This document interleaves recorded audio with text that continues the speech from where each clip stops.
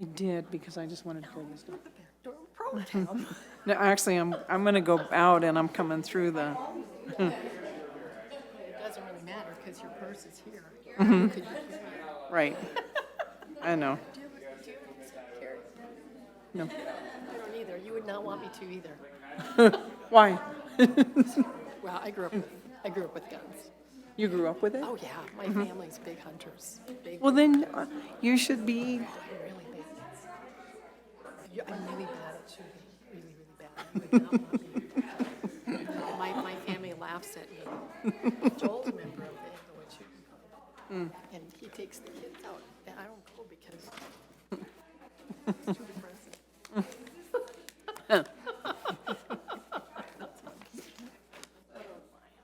Marta is really, really good. Thinks she lives in LA.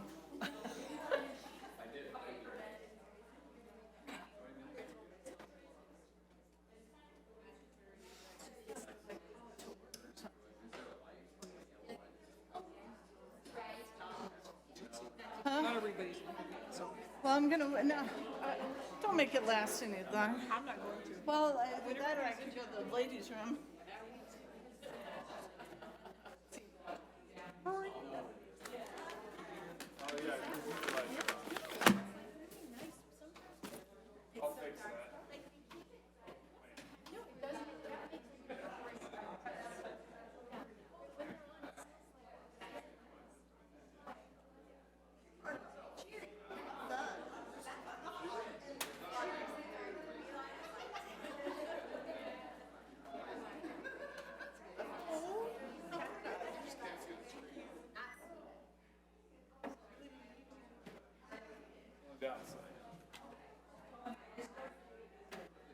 What I'd like, I put in like at one point, I put in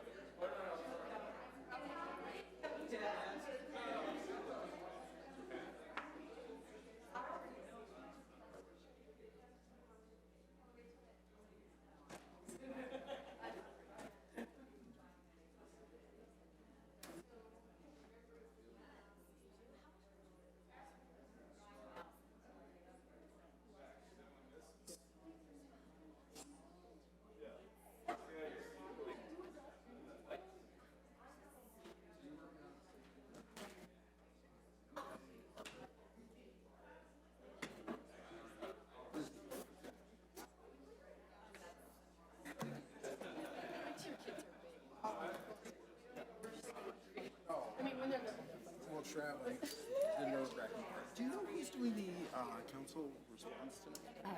Amy, no. What the hell? Very good. And then it's your turn. Thank you. What? Oh, I think I was doing that. Yeah, it's your turn.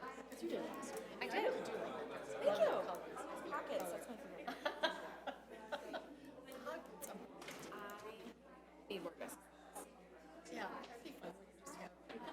Catch this easier. Hey, yeah. What's this? You got a nail.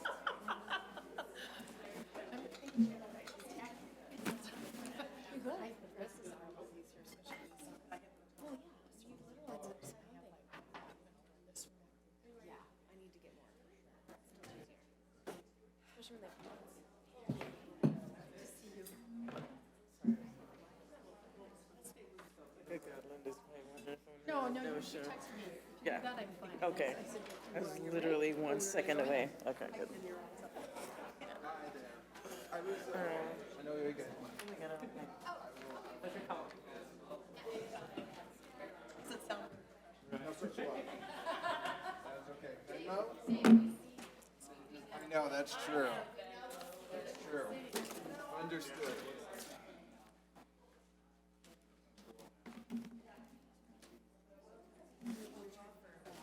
Yep.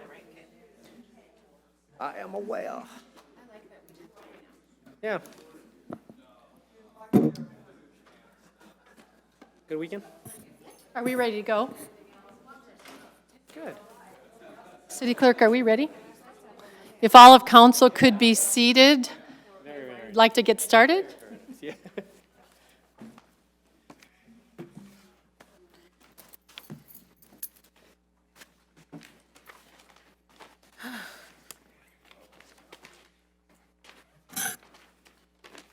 This thing's a gas guzzler. That thing, yeah.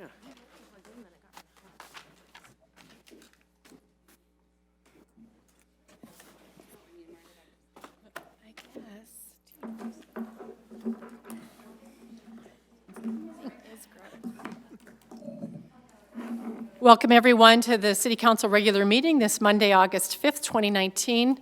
Would you please stand for the invocation led by Mayor Pro Tem Russell and then the Pledge of Allegiance? I would just like to have a moment of silence this evening for the victims and their families in El Paso and Dayton, and then I'll just open with prayer.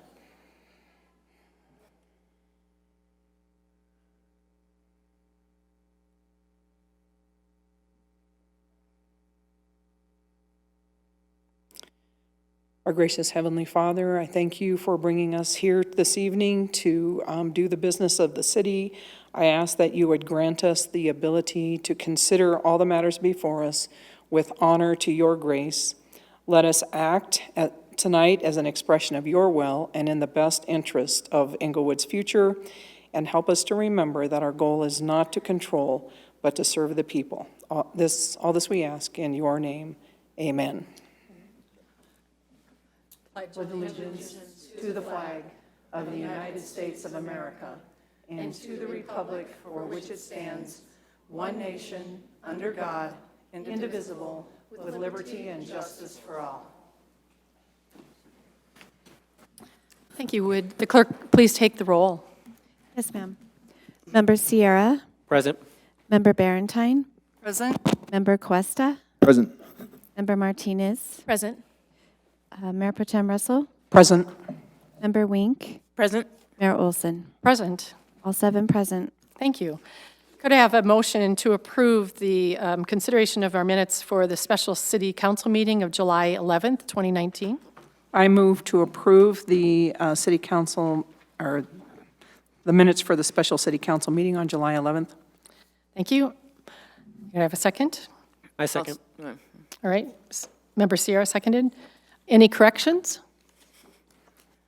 Seeing none, please vote. All votes have been cast. Let the record show 7 ayes. Thank you. And 5B is, could I get a motion for the minutes of the regular city council meeting of July 15th? I move to approve the minutes of the regular city council meeting on July 15th, 2019. Could I have a second?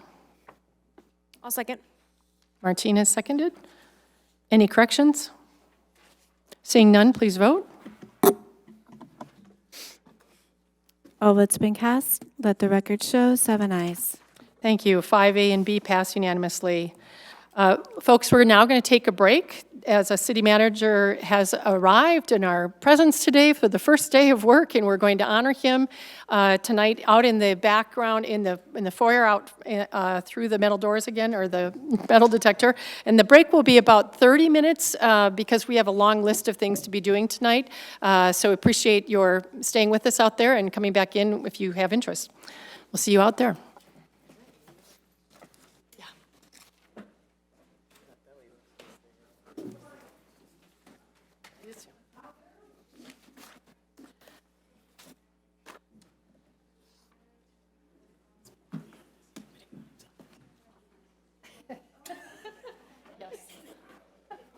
I won the. Yeah, actually, that's what I'm gonna do. No, so I won the Englewood Grand Work.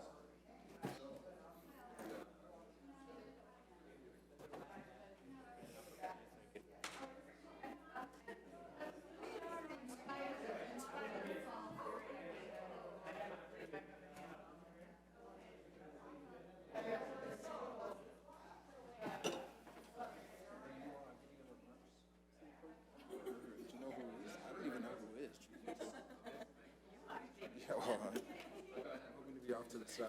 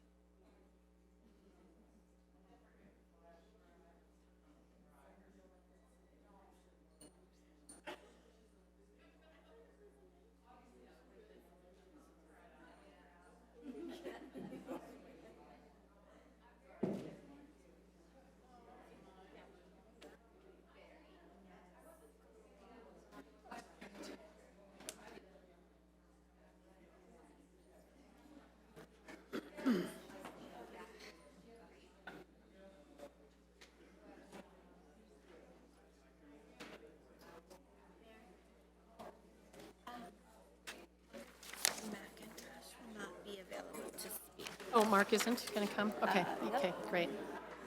Great. I think that was the only change. Okay, I have a question. Apparently, these two appointments are actually swearing in. Yes, but this one Is it coming? is not able, so we moved that to the 19th. Okay, so this is not a, I know, so they just like it, and then it was discussed afterwards that they actually need to. so can I move it up? Is it allowable to move it up I would, so that we can get them out of here? Before, can I move it up to, before this? That's what he asked me. Provided. He asked me if I could do that. Can I do that? I mean, that's your call. I had to hold it because it was by resolution. But yeah, if you vote on it, then that's what I'm in, and then you can go. So just ask council, are you willing to move it up? Yeah. To before the scheduled public comment? They had,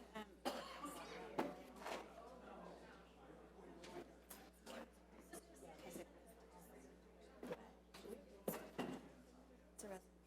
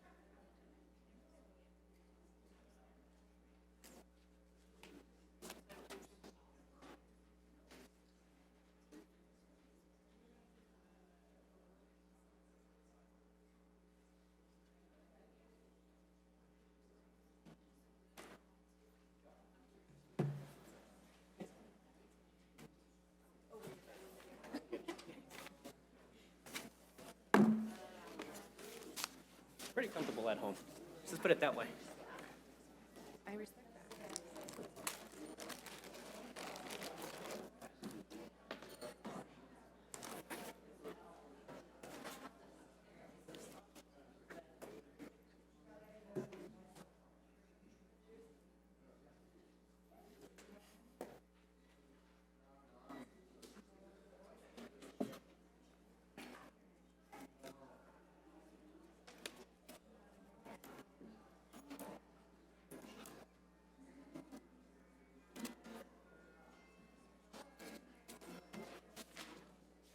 Oh, come on.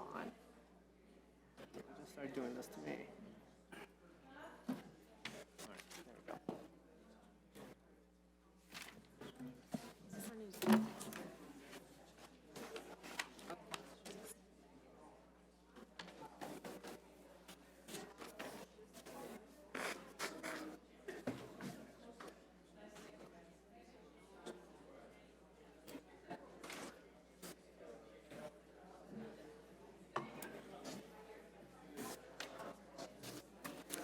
Cheryl, if you, Cheryl was behind me. I still saw her in the lobby when, Okay. There's still a little bit of a line.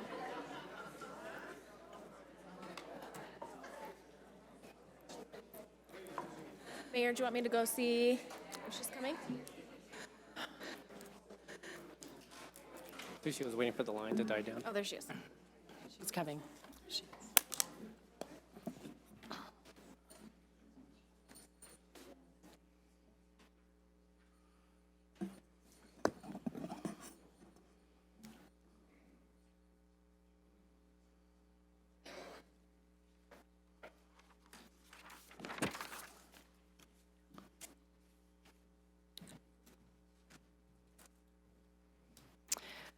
Thank you. This regular session is now resumed. And Council, I want to bring to your attention that agenda item, consent agenda 9, B1 and B2 are actually incorrect. Both of these are judges that need to be sworn in, one of whom could not come tonight. So this should not have been under consent agenda. And the judge has respectfully asked, could we move this to before public comment so that the judge which we are swearing in, which is it's Tamara Palmer, right? Yes. Yeah, hold on. Hold on, I'm going to ask the council, are you okay with moving this to before the public comment? And if you are not, would you just push your button that I know that we have people who are uncomfortable with this?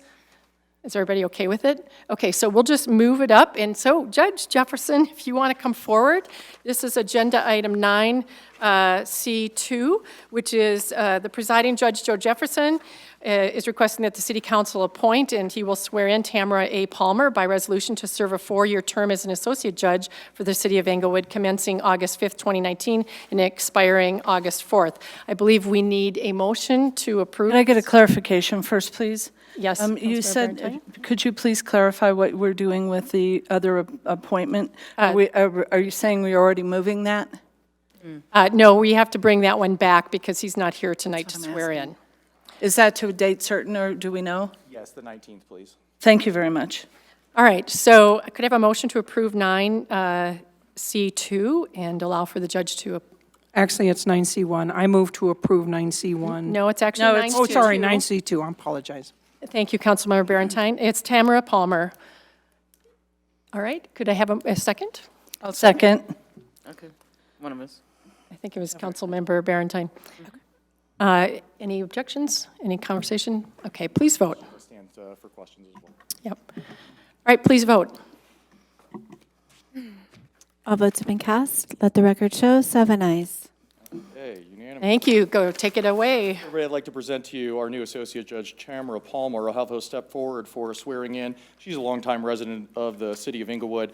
She's a former president of the Arapahoe County Bar, as well as our local Englewood Lions Club, so no stranger to Englewood. But if no questions or any further ado, I'll ask her to step in front of the podium here, and we'll do a swearing in.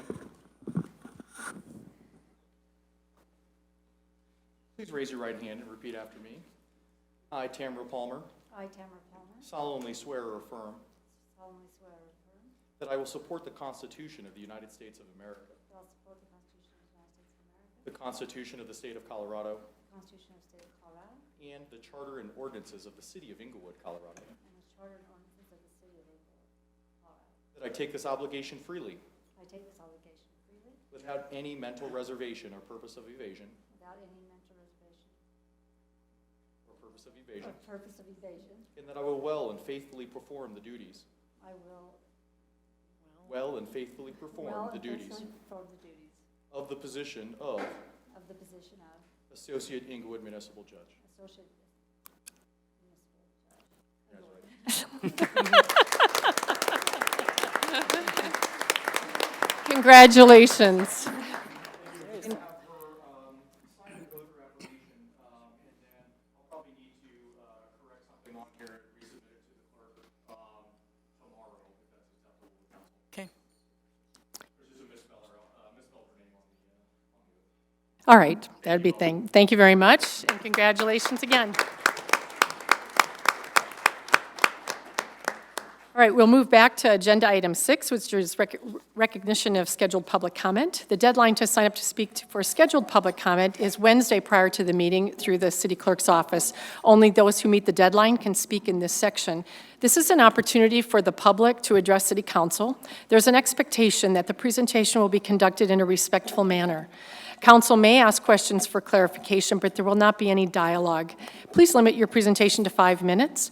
Written materials for presentation to council may be submitted to the city clerk, and the speaker, as a speaker approaches the podium, and a USB port is available if you wish to use it. Our first up tonight is Carolyn Armstrong with Southsiders Special Olympics Team, who would like to thank City Council for their support. Thank you, Ms. Armstrong. Please let us know if you live in the city or not, and your full name. Is this fine? Yes, 4380 South Pearl Street, Englewood, Colorado, 80113. 80113. Thank you. My name's Carolyn Armstrong, and I'm one of the coaches of the Southsiders Special Olympics Team. And yes, I wrote this out so that I could make sure that I get through it quickly and our kids can get out of here. So we're here tonight to give you an update on our team and to thank you for the ongoing support that you have given the Southsiders Special Olympic Team over the years. We provide sports training and competition opportunities for over 100 Special Olympic athletes, the vast majority of those from the Littleton Englewood area. We are one of the largest teams in the state, and we currently compete in track and field, bowling, bocce ball, biking, snowshoeing, speed skating, and basketball. So this year, Special Olympics Colorado is celebrating their 50-year anniversary as an organization. The Southsiders have fielded a team in Special Olympics every year for at least the last 36 years. We're not exactly sure when our team started, but we have one athlete who has participated for 36 years, so we know that we're at least that old. And the city of Englewood's been a part of that ever since the beginning. We practice on your fields, we use the rec center when it's cold outside, we practice basketball in your gyms, and so you guys have been a part of our success from the very beginning. And Mayor Olson, I think the first time I met you, you showed up at one of our Special Olympics events. It was at the Englewood High School, and it was an incredibly cold spring morning, and I invited you down on the field to warm up. That was my job for the morning, was to warm up the athletes, and you came down and you led the warm-ups for us, and then you climbed up in the stands and sat there all afternoon with us and cheered for our team. And I don't think the athletes have ever forgotten that. So just to let you know, this year in June, we traveled to Grand Junction for the state track and field meet with 8 coaches, 15 male athletes, 8 female athletes, and a whole bunch of parents, friends, and family. Most of those kids are here tonight, and if I could, I want the team members to please all stand up, and the coaches and the families. Woo!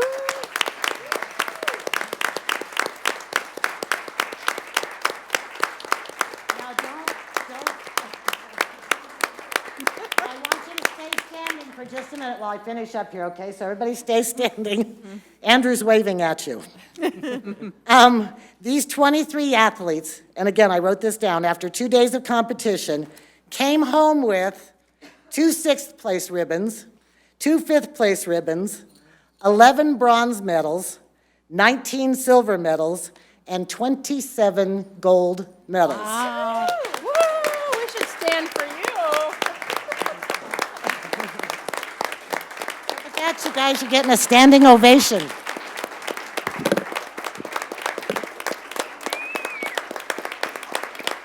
And for the first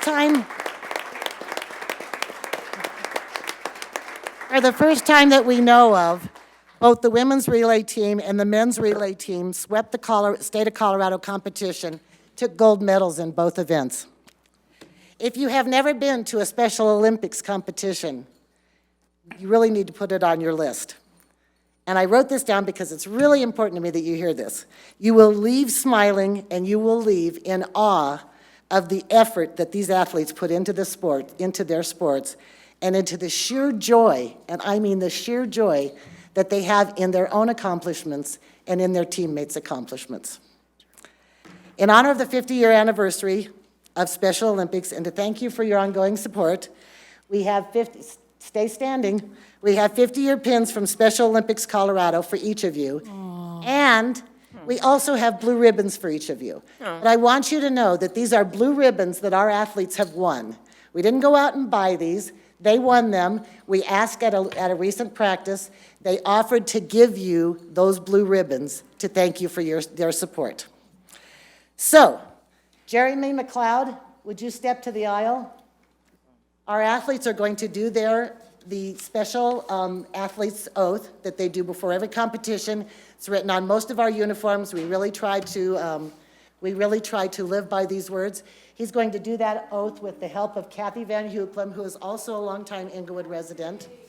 So if you would lead the athletes, they will come up and give you the ribbons, and we will do that. Are you ready? Let me win. If I cannot win, let me be brave in the attempt. Are they coming? Are they gonna say it with you? Oh, okay. Are you going to say it with us? Okay. let me win. If I cannot win, let me be brave in the attempt.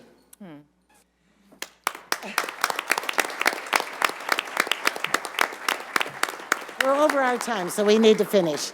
Jeremy was chosen for that honor because in light of his accomplishments at the Colorado Special Olympics, Special Olympics Colorado, Jeremy was chosen and just finished competing in the Special Olympic World Games in Abu Dhabi, where he also did very well. Yes. And he's too shy to come up and give you a medal, so he's going to stay in the back. So athletes, those that have medals and pins, if you'd like to come up and present those to the city council. Gosh. Thank you again, and I promise you that as a Special Olympics coach, you are welcome anytime at any one of our competitions or our practices. So Thank you so much for bringing everyone tonight. Thank you very much. Congratulations. Thank you. I really appreciate it. Thank you so much. Congratulations. Is there some city council member that did not get one? Request?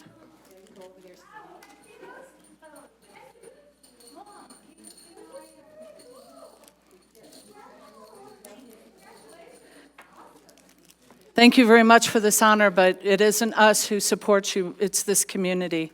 And, but I appreciate this on behalf of the people in certainly District 3 and in the Englewood community. Thank you. Congratulations to your 50 years, and we could not be more proud of you all.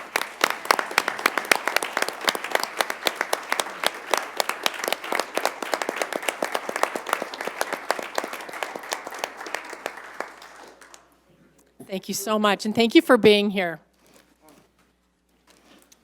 All right. Next up tonight is Becky Deal, an Englewood Council resident, here to address council, no topic given. Hey, well, after that, I'm going to be the Debbie Downer here.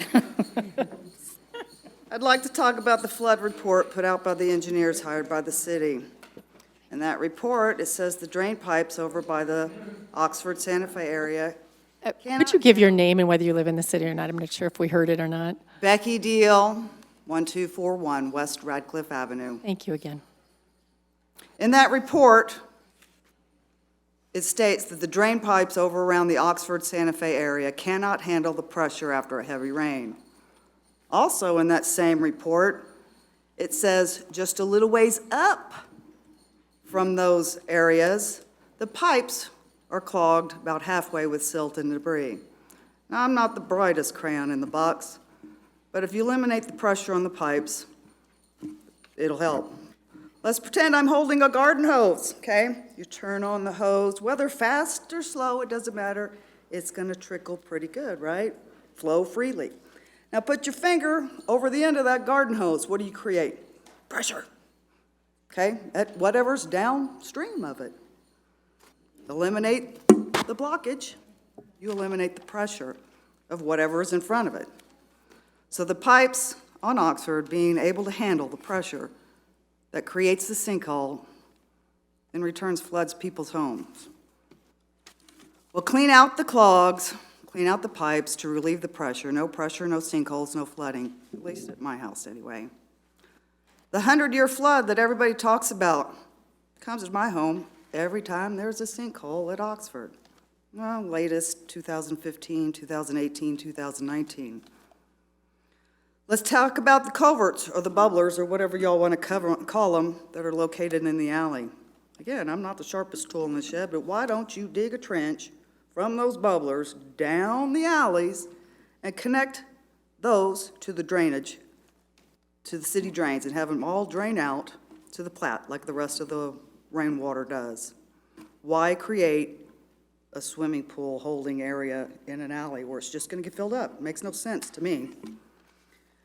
Here's another thing, but I'm no rocket scientist. Use the existing retaining areas like Rotolo Park and the green belts. Make them a little deeper. Now, don't haul the dirt away when you dig it out. Put it up on top. You get twice as deep with one scoop. Look at other parks to turn them into retaining areas too. I mean, that makes sense to me. There's talk of the city helping the families that do get flooded by reimbursing some of the cost it would take to flood-proof their home. And that's only if the flood-proofing projects are approved by the city, and the homeowners still need to pull a permit to have that work done. Now, I've had those engineers that the city hired over to my house personally, and I was told the only way that my house is going to be flood-proofed if it is put on stilts. And there is talk about buying out the houses that can't be flood-proofed. That's my house. I've lived in my house 32 years.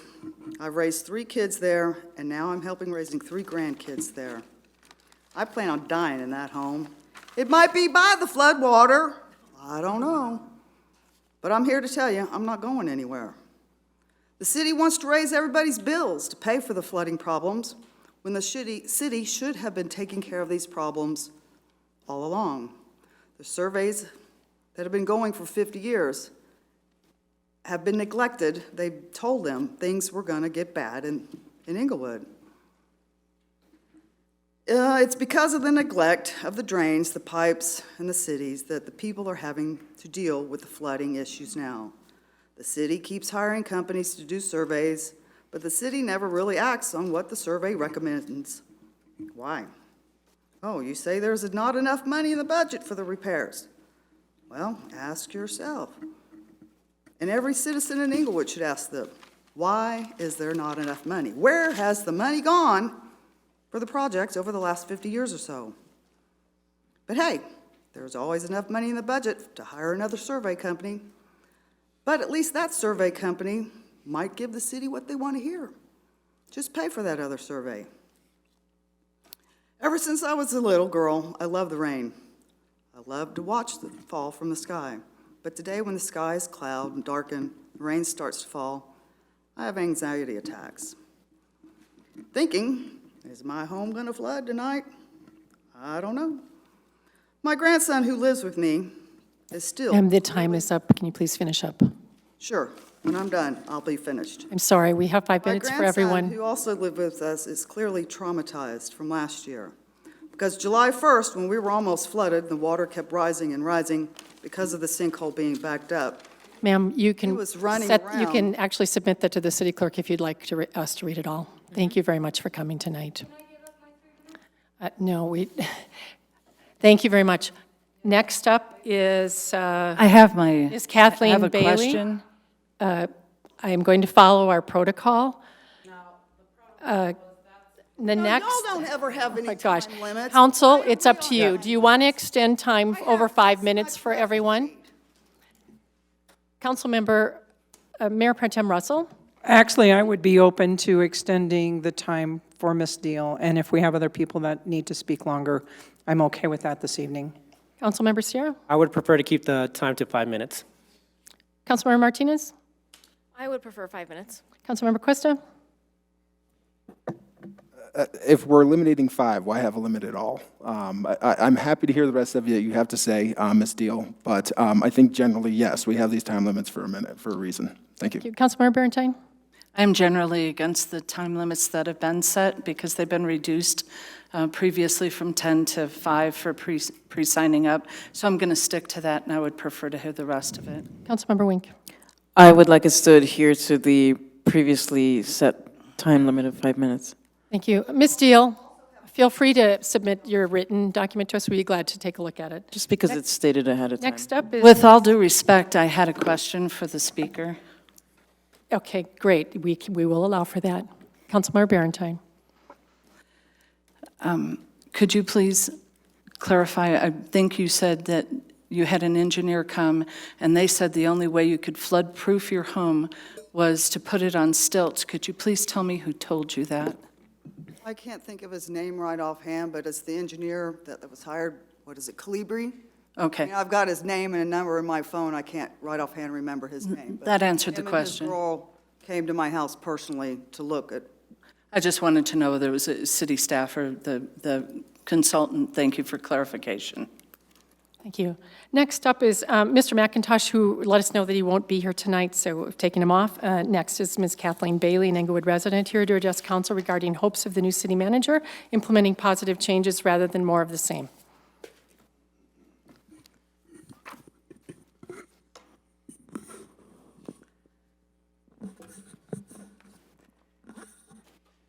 Good evening, City Manager Lewis.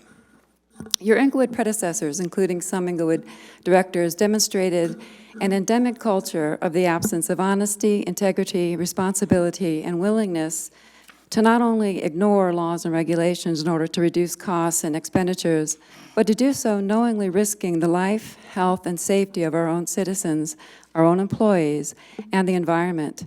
This often led to tragic consequences and significantly more cost expended in legal defense than would have been expended to have done things right to begin with. This endemic culture is evidenced by their choice to illegally dispose hazardous byproducts from our wastewater treatment plant at the Lowry Landfill Superfund site, resulting in the state listing the city of Englewood as one of the defendants in the 2010 civil action number 10 CV1303, quote, seeking damages for injury to natural resources caused by the release of hazardous substances at the Lowry Landfill Superfund site. Please see attached copy of the civil action. This endemic culture is evidenced by their choice to illegally stockpile Allen Water Treatment Plant sludge that the state had declared unsafe for municipal landfill workers on-site and uncovered at our own municipal water treatment plant, simply to avoid the higher cost of disposal at the hazardous and radioactive approved landfill in Deer Trail, beginning with the 2011 sludge and continuing until the citizen reported them in 2016 and the state issued a compliance advisory on 4/6/16. Please see the attached compliance advisory and a copy of a picture of the piled uncovered sludge. Tragically, during that period of ignoring CDPHE's state health and safety laws and regulations, is my speaker still on? Okay. Regulations, 3 Allen Water Treatment Plant employees were diagnosed with lung and bladder cancer and died within 2 years of that diagnosis, and multiple Allen Water Treatment Plant employees were diagnosed with colon cancer. This endemic culture is evidenced by their choice of decades of intentional egregious neglect of a known dangerously inadequate and failing storm sewer infrastructure. Not only did they fail to follow any of the clear directives laid out by Sellards and Griggs in their 1971 report, identifying the city's legal obligations, including ongoing regular maintenance of stormwater infrastructure, what should or shouldn't be done with alleys, and the need to add additional storm sewer infrastructure to continue to adequately handle the increased capacity and needs that comes with increasing density development. Then they also chose to completely disregard all of the detailed recommendations for the entire city of Englewood laid out by the distinguished team of the Urban Drainage and Flood Control District and Turner, Colley, and Braden in their 1999 study that included and identified the significant needs for additional storm sewer infrastructure and additional inlets for the entire South Englewood Basin, including areas south and southeast of Tufts, south and southeast of Tufts. And they continue to display this endemic failure up to the tragic deadly flood of 7/24/18. This endemic culture is still presently reflected in the fact that Director DeAndrea on Calibri's current plan continues to leave much of the South Englewood Basin without the capacity to handle even a 5-year rainfall event. Just like the city's 2016 all-out campaign to avoid liability for the deadly consequences of their actual illegal stockpiling of known unsafe sludge at the Alwater treatment plant, starting with the Keckenburn and 4/116 talking points, currently in similar effort to avoid liability for the deadly consequences of decades of actual intentional egregious neglect of the city's storm sewer infrastructure, city leaders appear to be willing to choose to continue to risk the health and life and property of some Englewood Basin citizens, for the South Englewood Basin citizens, by falsely claiming that there is nothing that can or could have been done for that area other than putting homes on stilts, simply because to actually install all the infrastructure that was identified and recommended in 1999 would by default prove themselves liable for failing to do so decades ago. City Manager Lewis, the South Englewood Basin citizens and all the Englewood citizens need a city manager and citizens advocate who will exemplify and demand unwavering honesty, integrity, responsibility, and strict compliance with all laws and regulations from himself and his staff, and who will serve the Englewood citizens as his first and foremost priority. City Manager Lewis, I hope that is you. Thank you. Thank you. Are there any questions for Ms. Bailey? Seeing none, thank you for coming. Next is Ms. Vicki Hoffmann, here to address council, no topic given.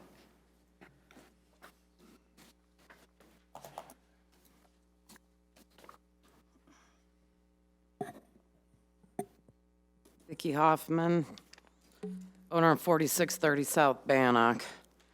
It has been over a year since the deadly flood, a flood that tragically killed Rachel Haber, a day that still haunts flood victims, a day that forever changed people's lives, a day that still causes us fear, PTSD, financial issues, rebuilding, permitting fees, flood-proofing.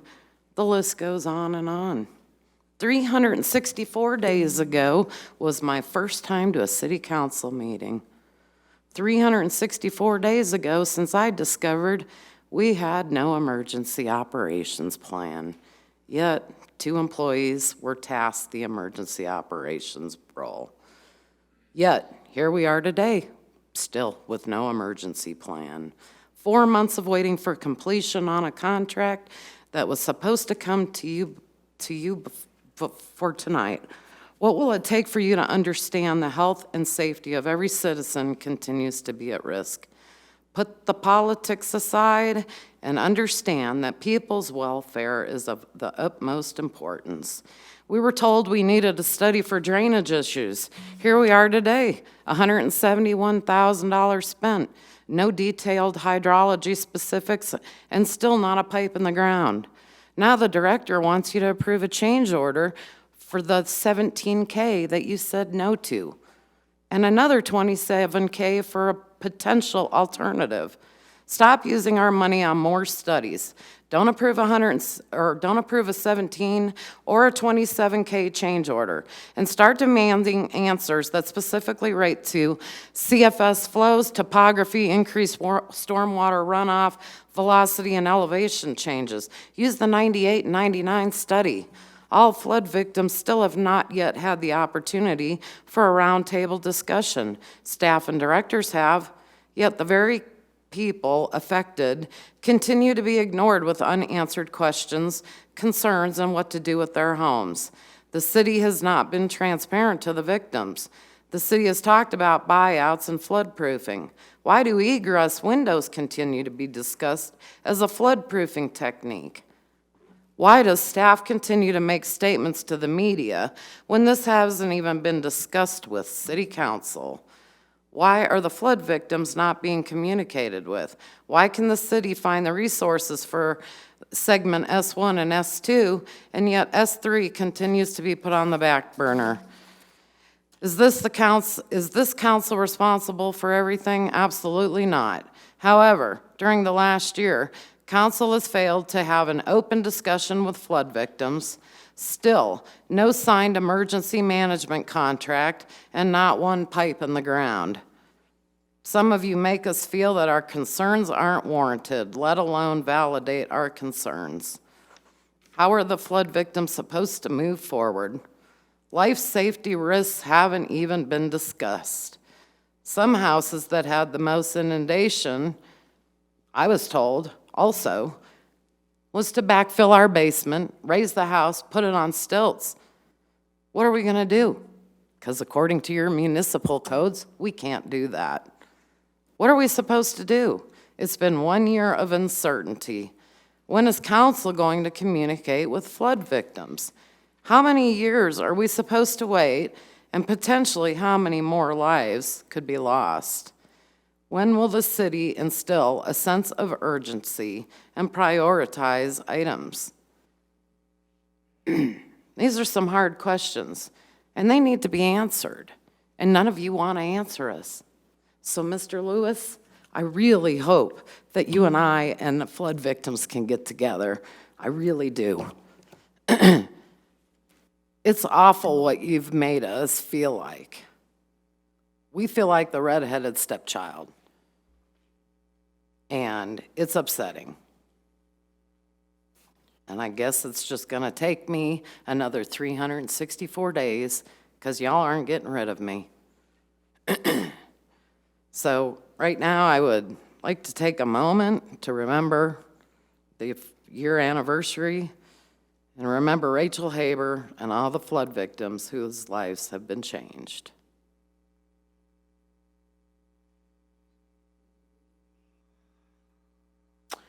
And thank you to all the great citizens that I've met. Very much. Thank you. I don't see any questions for you tonight. Thank you for coming, Ms. Hoffman. Next up is Ms. Marcy Brown, an Englewood resident, here to address council. No topic given.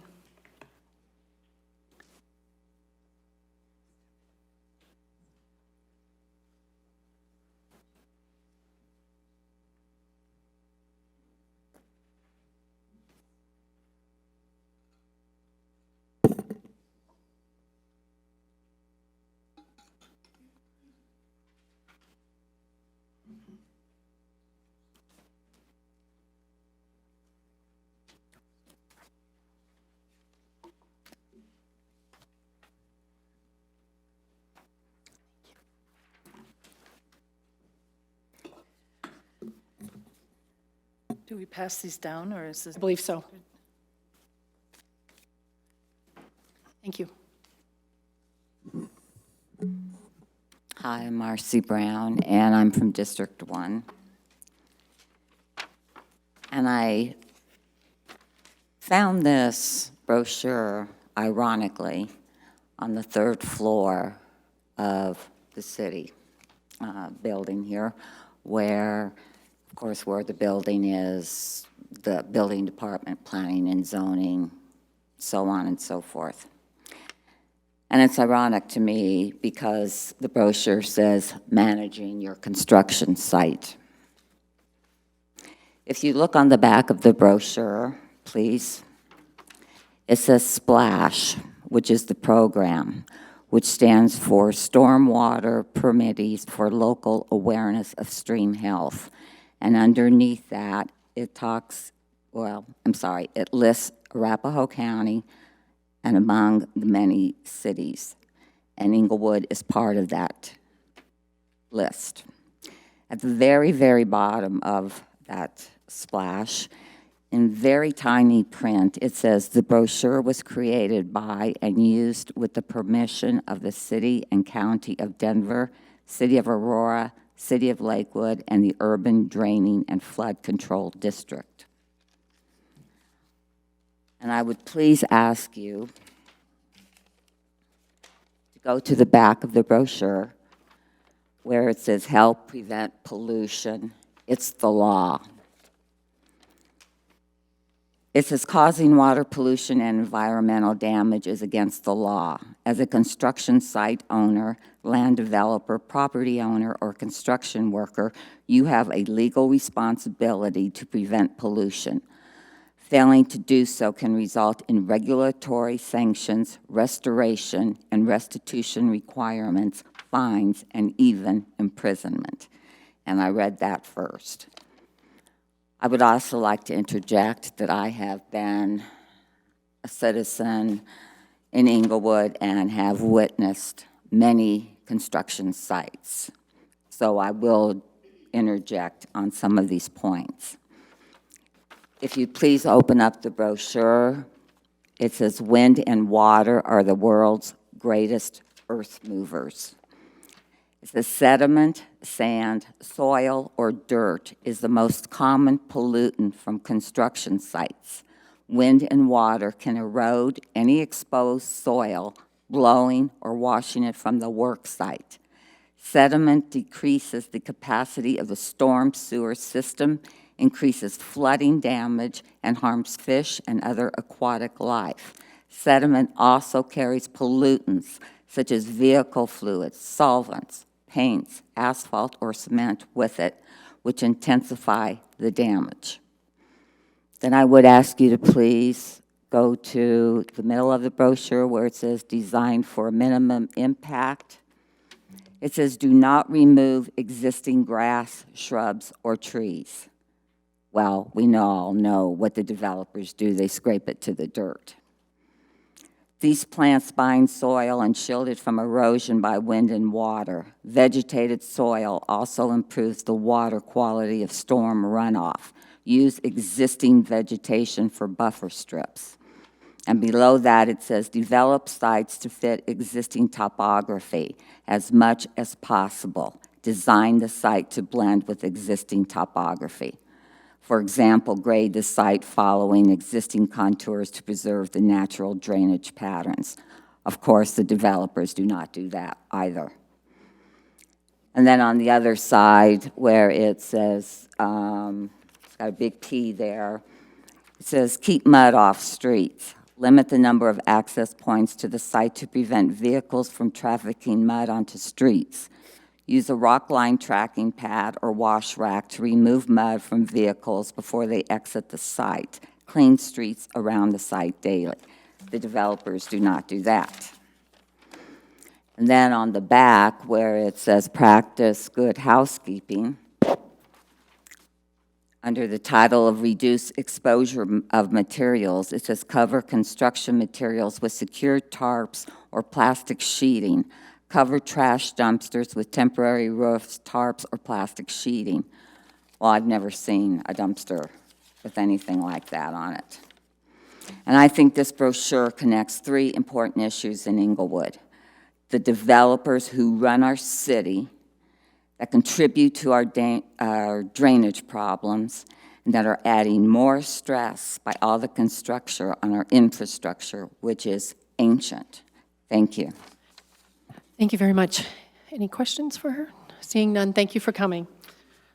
Our last person is Mr. Doug Cohn, here as an Englewood resident to address council regarding historic preservation.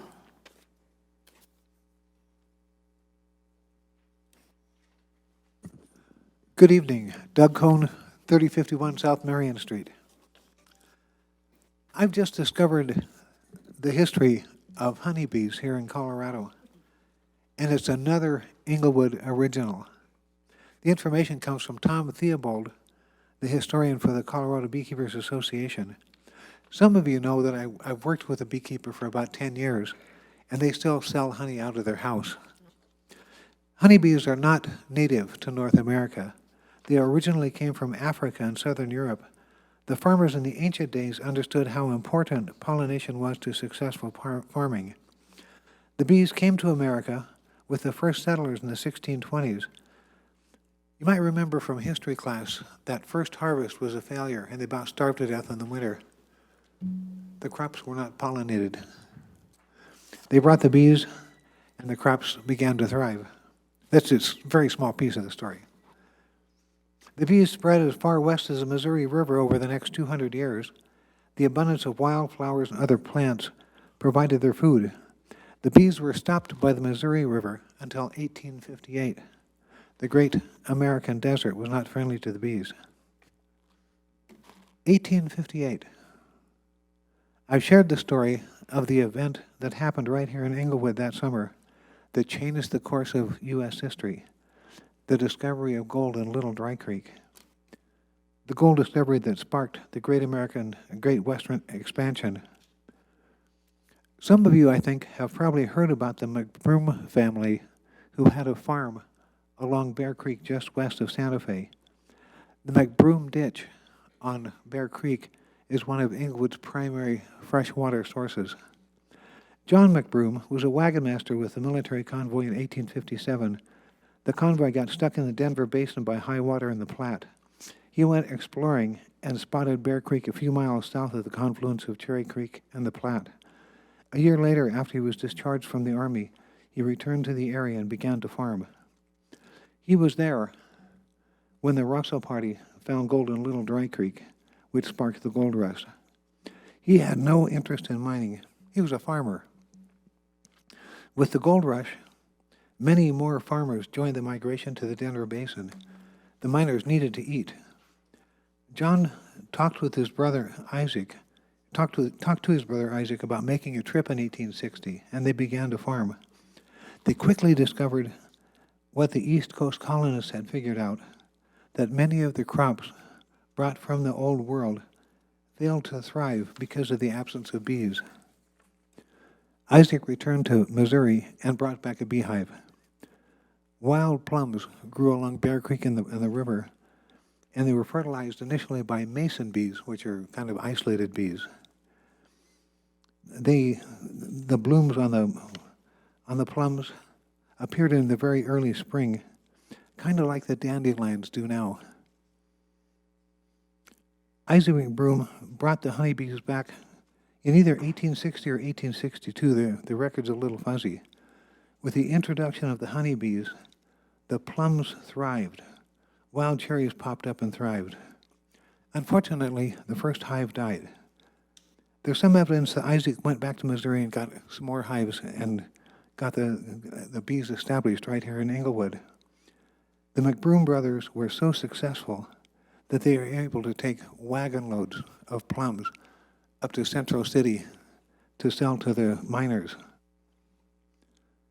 In 1864, a couple years later, a fellow named Wiquiston of Ralston Crossing, the place we call Arvada now, brought bees, and David Likens of Boulder County brought more bees, and by 1865-66, the bees were firmly established here in Colorado as pollinators. Another Englewood original, the first honeybees in Colorado. Thank you. Thank you. Councilmember Barentine has a question for you. I think you've learned an awful lot since Paul Hendricks was around, and he would have been honored by that. Thank you very much for bringing that up from our own Englewood Sunshine Honey Company. Yeah, Colorado Sunshine Honey, yep. Yes. 4101 Is there a South question Elati. as well? Just to say thank you. I Just think a you would have comment. been Thank thrilled you. with that. Thank you very much for coming again. It's always a pleasure to hear from you. That concludes our scheduled public comment. Next is our agenda. One clarification on scheduled public comment, please. Excuse me? I need a clarification on scheduled public comment.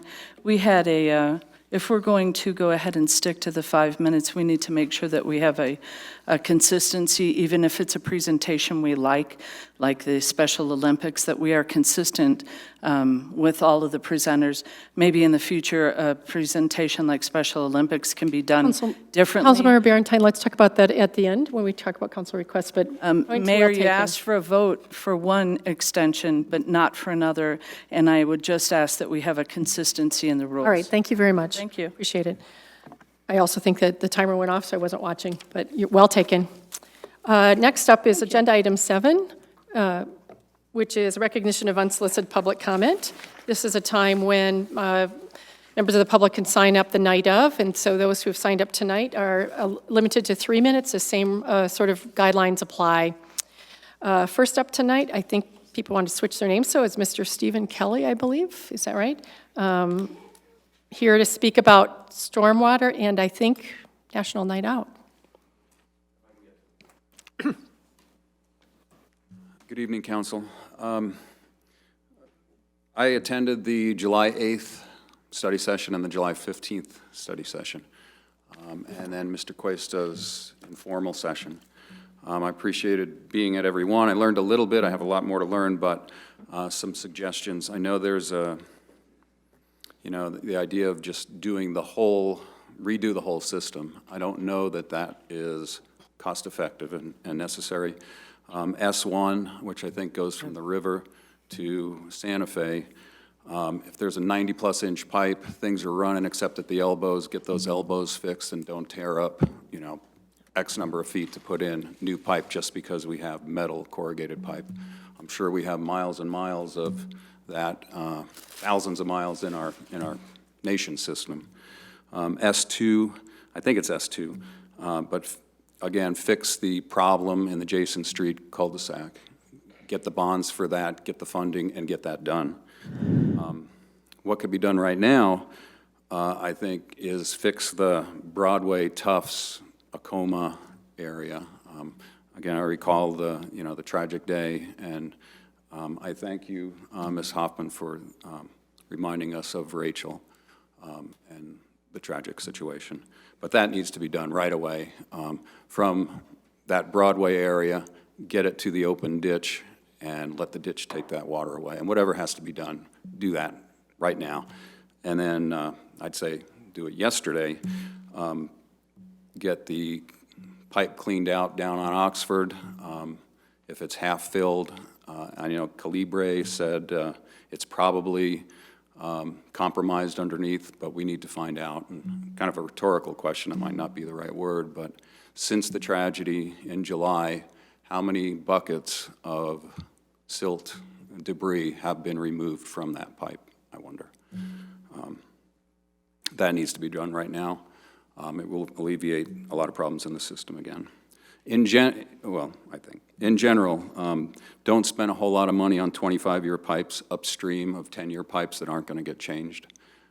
If CDOT put in a 10-year pipe and it's not going to get, under Santa Fe and it's not going to get changed, I don't know that it's not going to do any good to put 25-year pipes leading to that. In terms of the flood program, flood proofing, I heard on the 8th that council seemed to be in favor of it. On the 15th, Public Works Director seemed to say no, it seemed to be too much administrative costs. To me, that sounded like too much brain power needs to be put in for the program, and I disagree with that. 25 years ago, there was a tree program where the city helped citizens reimburse for disease and dying trees. Thank you. All right, thank you very much. Councilmember Sierra has a question for you, if you would mind coming back. Actually, just a clarification on your name. Steve Kelly. Steve Kellen? Ellie. K-E-L-L-Y. All right, thank you. Thank you. Next is Thora Lind. No topic given.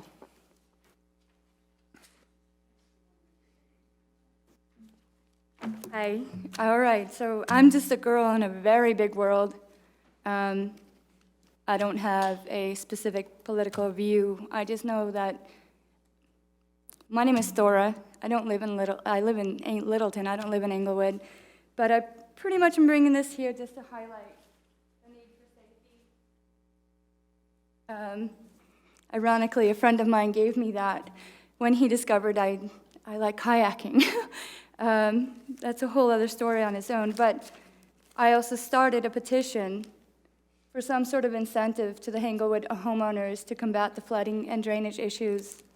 I didn't know how to present that to everyone here, but it has been passed out throughout Englewood to businesses, and I will continue to do that. I am here because I believe to stand up for the people that can't is something everyone should do. I know that there are people out there that won't come. They are scared to come. They are scared no one will listen. They're simply scared to go outside. And so when it does rain, when it does flood in their area, even if they're not in a floodplain, they're terrified. Someone with PTSD, it just triggers them 10 times more. I know a United States Vietnam veteran who everything scares him. And when it comes to the government, you guys take care of people. I don't live here, but I feel like, I live around the corner and I see it,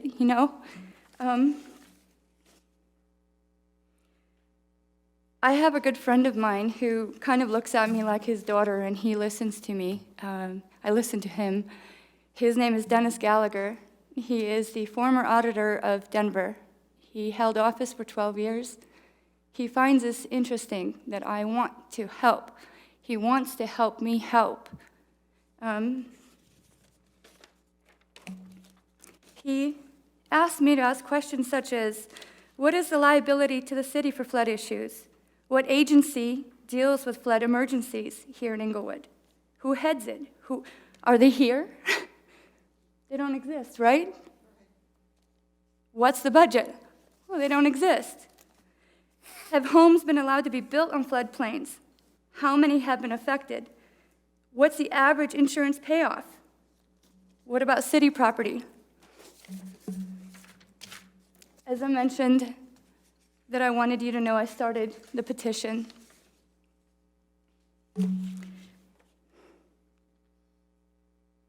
There's got to be some sort of creative way to do something now. Perhaps we can delay some of the water flow. 3 minutes is not that long when you get up here. Rotolo Park, I realize, is a pool, and I made a joke last meeting with Dave Cuesta about making it a pool. Well, why not dig it deeper? Thank you. I think we have a couple people who want to ask you questions, if you don't mind staying up here. Yes. Councilmember Barentine is first. Would you be able to provide council with a copy of the petition, Please. along with a copy of your presentation, so that we could go ahead and get all of it and go back through some of the points that you've made? I would love to. Is it part of, are the questions that you asked part of your presentation? If they are, then if you could please include them with it as Sure. well. Thank you very much. How do I do that? You can go through the clerk to do that. Do you want to make a copy? You can, or you But can give I it to think the some other city people clerk. have questions. Oh. Yeah. We do have a couple more. Councilmember. Thank you very much. You have lots of questions. Councilmember Martinez is next. Thank you for coming. Can you clarify what your petition is asking people to sign up for, or what, a little bit more details or clarification on what the petition? Can I give this to you now? Can I? Hang on a second, and we'll have one more question, and then you can give it to them, and then we'll Okay. see it. Yeah. Well, it simply states that it's an informal petition informal petition for funding or some sort of incentive for Englewood homeowners to combat the flooding and drainage issues, i.e. floodproofing assistance, etc. I have a 12-year-old boy who asked his father for permission and to sign it.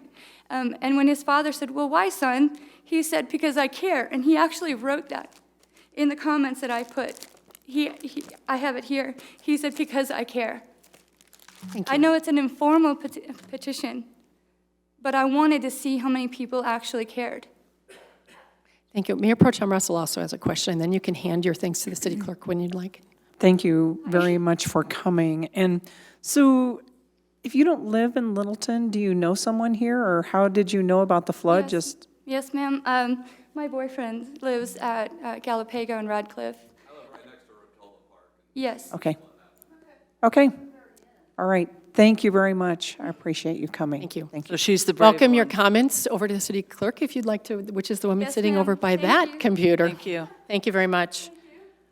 Our next and last person up tonight is Miss Janice Brown, here to, I think, say thank you. I'm not sure.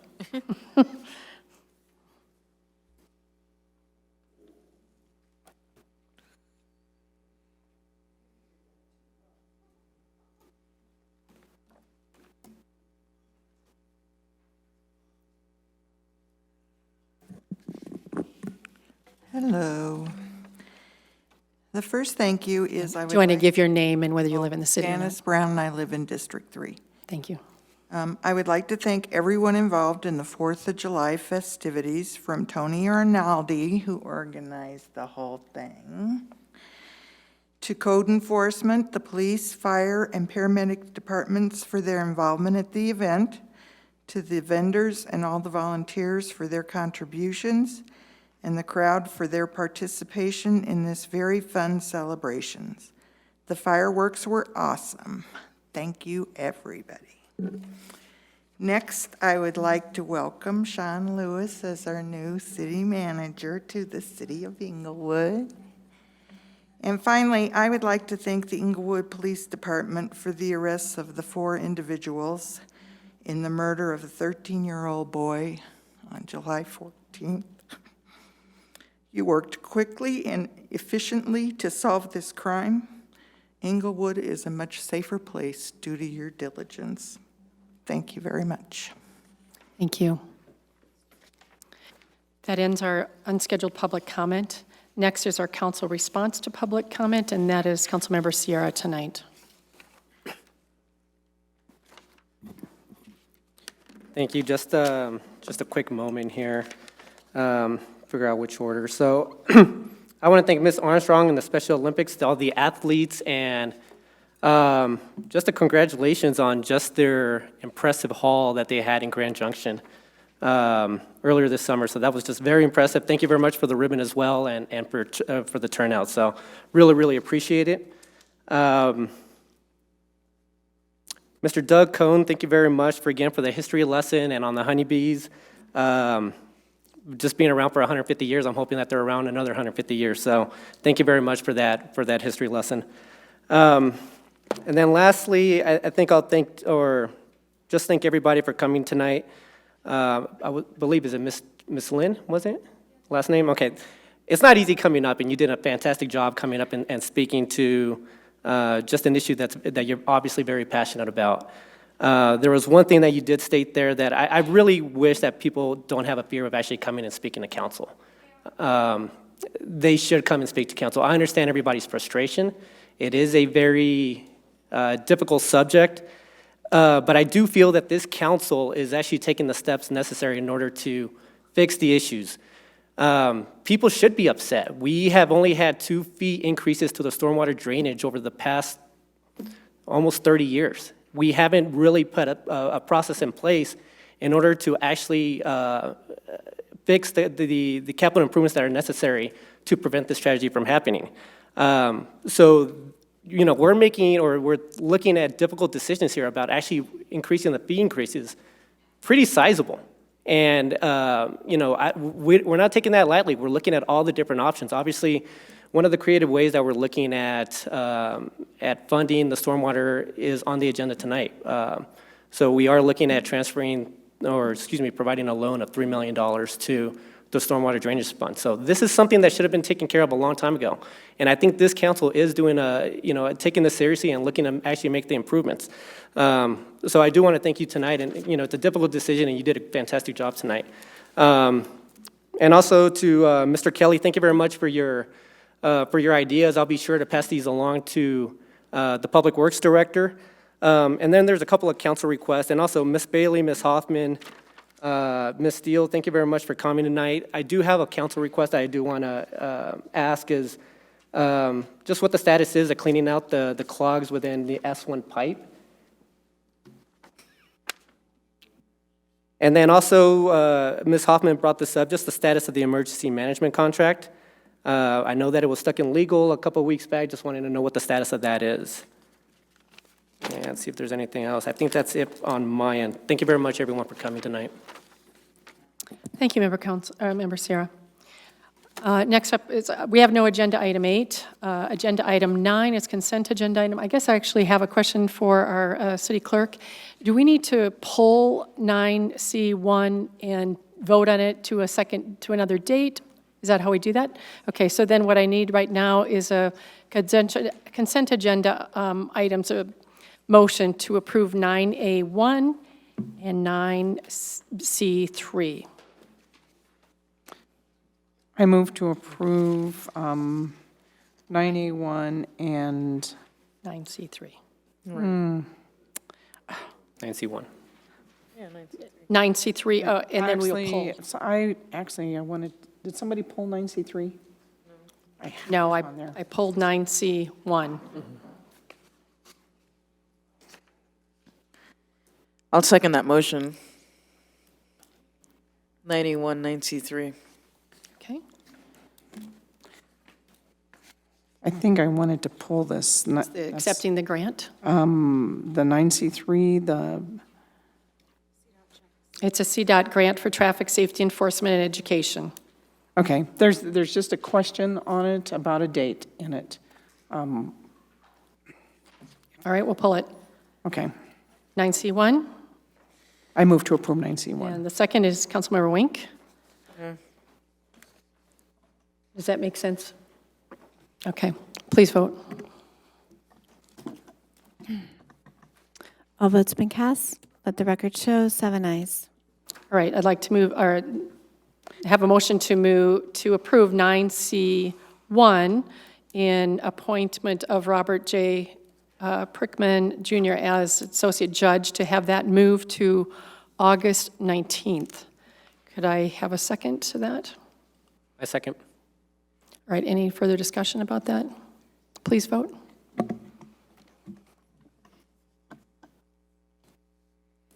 All votes been cast. Let the record show 7 ayes. Thank you. And then 9C3, Acceptance of CDOT grant for traffic safety enforcement education. Staff recommends council approve this by resolution to accept grant funding from Colorado Department of Transportation, CDOT, to support traffic safety and education. And here to present on that tonight is Community Relations Specialist Tony Arnaldi, here to answer questions only at this point. Thank you, Community Relations Specialist Tony Arnaldi. Mayor Pro Tem, what are your questions to kick us off here? Okay, good evening. It's good to see you. I just, on the application for funds, it says to apply for consideration of funding, return this form via email no later than May 20th. And then on the back page, it says to apply for enforcement funding, please return this Excel form via email by February 7th. Was all of that completed? Yes. So I'm looking, I have the actual application. Right, and that's where, and it's down, the first one is, to, right about in the middle where it's in red, 2 sentences up, it talks about to apply for consideration of funding returned via email no later than May 20th. Correct. So, and then the other one was on the back page, and it says February 7th. It's also, So that's for Click It or Ticket. okay. And so why did we wait so long to bring this forward?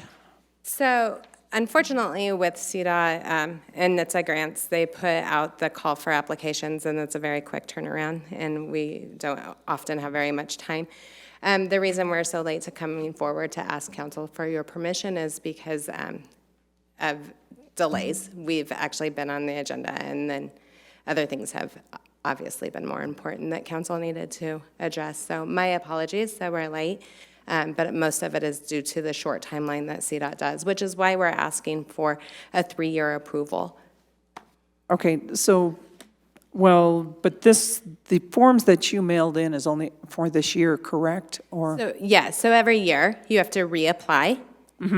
And it's the same type of thing every year that you complete. And this year, what the only difference was is they added a few campaigns into the DUI enforcement. But both with the CDOT and it's a DUI and Click It or Ticket campaigns, there's zero match and it's a reimbursement. Okay, so if we apply, if we approve it for the 3 years, it will have to be applied for every year, and then it won't necessarily come back to council for the acceptance of the grant money? Correct. Okay. All right, I just wanted to make sure that we applied for it.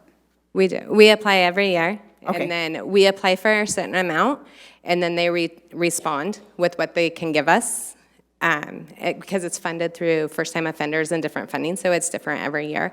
This year, we're very fortunate that we received 100% of our request. Great. Thank you so much. Councilmember Barrington also has a question.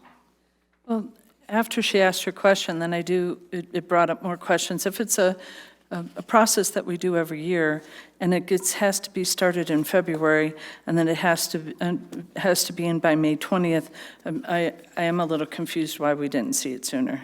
I mean, if it's a process we do every year, why wouldn't we just have it come sooner so that we could approve it in a timely manner? Like, you're looking at 2 different grants. One is for Click It or Ticket, and one is for DUI enforcement. And the reason that you didn't see it sooner was because they will often send out the call for the application with only 7-day turnaround, which isn't enough time. Can I get a clarification? So you only had a 7-day turnaround for the May 20th date?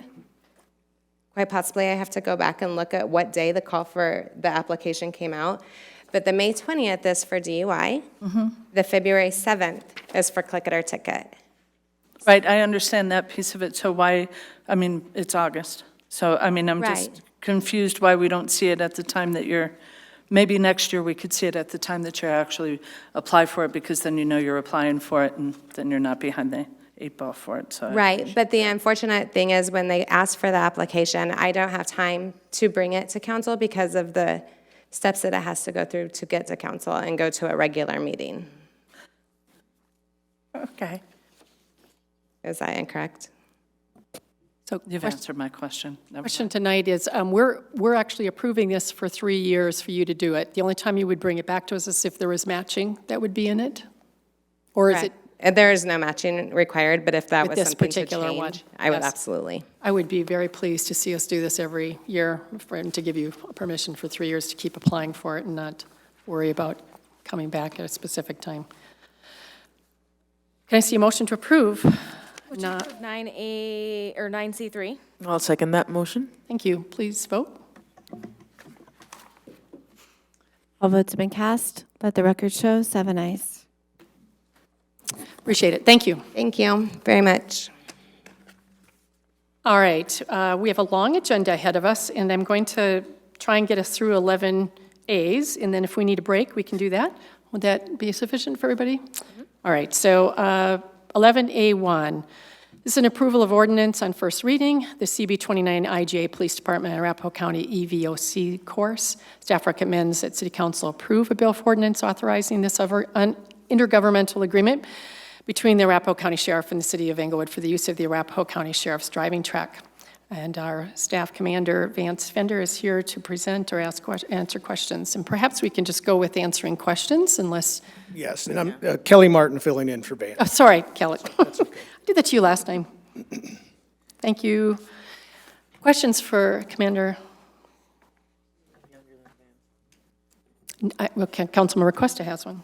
You bet. Thank you, Mayor. Good evening, Commander Kelly. When you guys go to that training course, is it Englewood vehicles that are used, or do they provide vehicles? No, it's Englewood vehicles. Do you guys have designated vehicles, or is that any given cruiser could be out there on a day training? It's typically the vehicles that are coming close due for service. They're all serviced right after any of our driving training, just so they're in safe operating condition after the training. Sure. And going back to time, I think it was 5 to 10 times a year that you have staff out there. How many times does each patrol person get out there annually, though? I assume it's at least once? It's once in our in-service training, and it's typically for a full half or a half day, 5 hours of actual driving.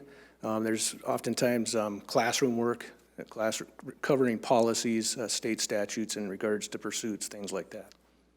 Very good. And not a question, but I would like to echo Ms. Brown, who is up here, and thank the EPD and the quick action taken in that tragedy that happened here and arresting those folks, at least alleged responsible for that shooting. I appreciate it's hard work that you guys do, and I'm glad that you guys go through trainings like this, and there's a purpose for it. So thank you, sir. Appreciate it. I'll pass it along. Thank you. Mayor Pro Tem has a question. I have a couple of questions. And this is under financial implications, where it says the 2019 fee for the full day use of the driving track facility is $300, and that we use it 5 to 10 times per year. So is the financial implication that it will be around $3,000, or could it be higher than that? It's unlikely that it would be higher than that. There would need to be some significant reason to increase the training. We're required to train every year a certain number of hours in perishable skills. And the 5 days, typically, we'll get all of our officers trained in this particular skill. We'd only need to utilize it if we had a significant number of officers that were unable to attend that training. Okay, and then the very last sentence is for 2019, the police department training budget is $40,000. So that is just to say whatever cost is going to come out of that $40,000. It would come out of that $40,000, yes. Okay, and then just one more question. Is this form outdated? Because on page 6 of 6, it has on the signature page, Board of County Commissioners, Arapahoe County, Colorado, by Nancy Doty, Chair of the Arapahoe County Board of Commissioners, and she's been gone for a while. Mm-hmm. And I hadn't noted that. It could be, yes. Okay. Which means they may need a new page for that? Yes. Thank you. All right, could I have a motion to approve CB 29? I move to approve CB 29. Could I have a second? Second. Martinez, seconded. Any discussion? Seeing none, please vote. All votes have been cast. Let the record show 7 ayes. Thank you. Thank you. Passed unanimously. 11A2, staff recommends City Council approve a bill for an ordinance allowing liquor permits for art galleries, an ordinance with CRS 44-3-424 and applicable provisions of the Englewood Municipal Code. Here to present is Deputy City Clerk Jackie McKinnon. Right here. Who will report from the side. Yeah, I'm just here for Answer questions. We brought a study session. If there's any other questions, I'm here for that. Great. Any questions? Member Cuesta. Thank you. And thank you, Ms. McKinnon. Are there any circumstances currently under which a private business in Englewood can serve alcohol? No. Unless they have a private party and they have a guest list, and they can only allow those guests into the party.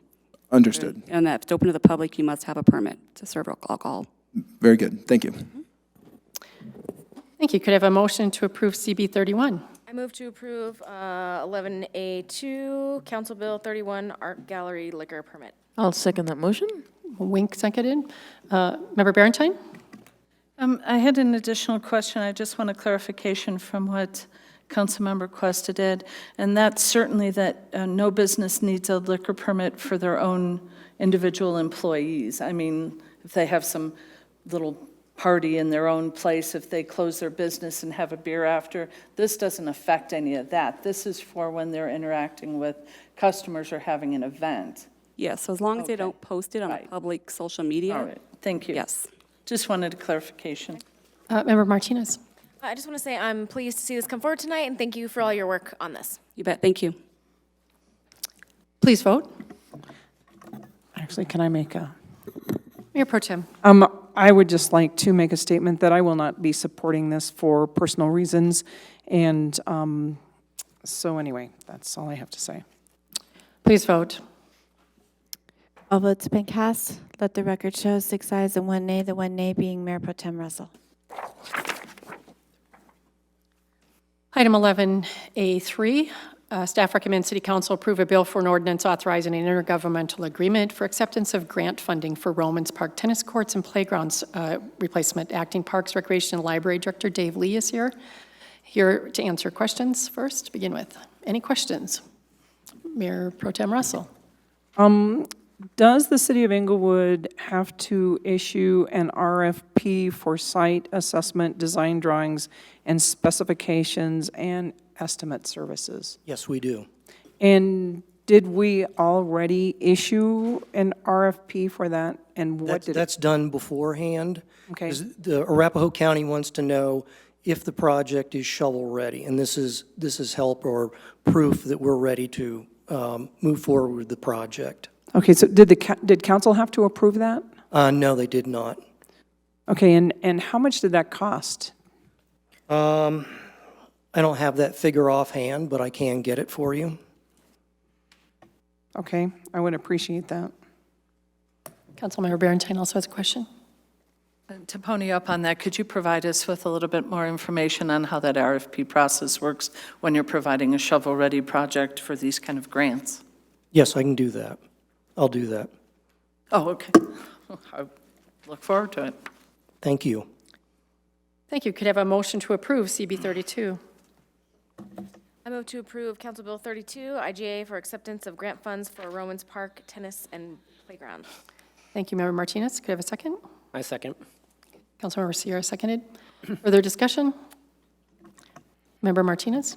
I just want to say thanks for all your work on the grant funds. It's always really cool to see how far these grant dollars can go. It's really impressive to me that this whole project is $700,000 and we're getting a grant of $500,000. That's really, really exciting. So thank you for all your work on that. Well, thank you. We're very excited to move this project forward, too. Thank you. Councilmember Sierra. I too want to congratulate staff on all the work they did to secure this much-needed funding for highly visible park, especially with Englewood. Friends of Englewood's Parks is something that they were looking for. So thank you very much for all your work on that. Mayor Pro Tem Russell. Actually, I do appreciate all your hard work, and I'm excited. I mean, we need this. That park is a mess, but I have issues with, in all the application, it tells everything, but council doesn't know about this, and we don't know that there's a cost. And that is a little bit frustrating to me. The design fee was around $32,000, but I have to get that. I want the exact figure. Okay. It was around $32,000. And what fund do we take that out of? What funds do we take What out? does when we hire, like when we hired the Out of the design- open space fund. Okay. All right, and you will get us the information. Absolutely. On that. Okay, thank you. We already had a motion, didn't we? So please vote. All votes been cast. Let the record show 7 ayes. Thank you, council. We really appreciate your support. Thank you. 11A4, staff requests City Council approve a bill for an ordinance approving a $3.0 million and 1.0% interest-bearing loan from the General Fund Long-Term Asset Reserve, known as LADR or later, to the Stormwater Drainage Fund in order to initiate required pre-construction design for stormwater system maintenance and improvements, as well as to establish appropriate rates and fees required to secure funding for future construction. Here to present is Finance Administrative Services Director Maria Sabata. Good evening, Council. We did bring this forth to a study session on July 22nd. The only additional information that I have provided is the 1% interest rate that will be applied in order to make this a legal arm's length transaction. With that, I will open it up to any questions. Mayor Pro Tem Russell.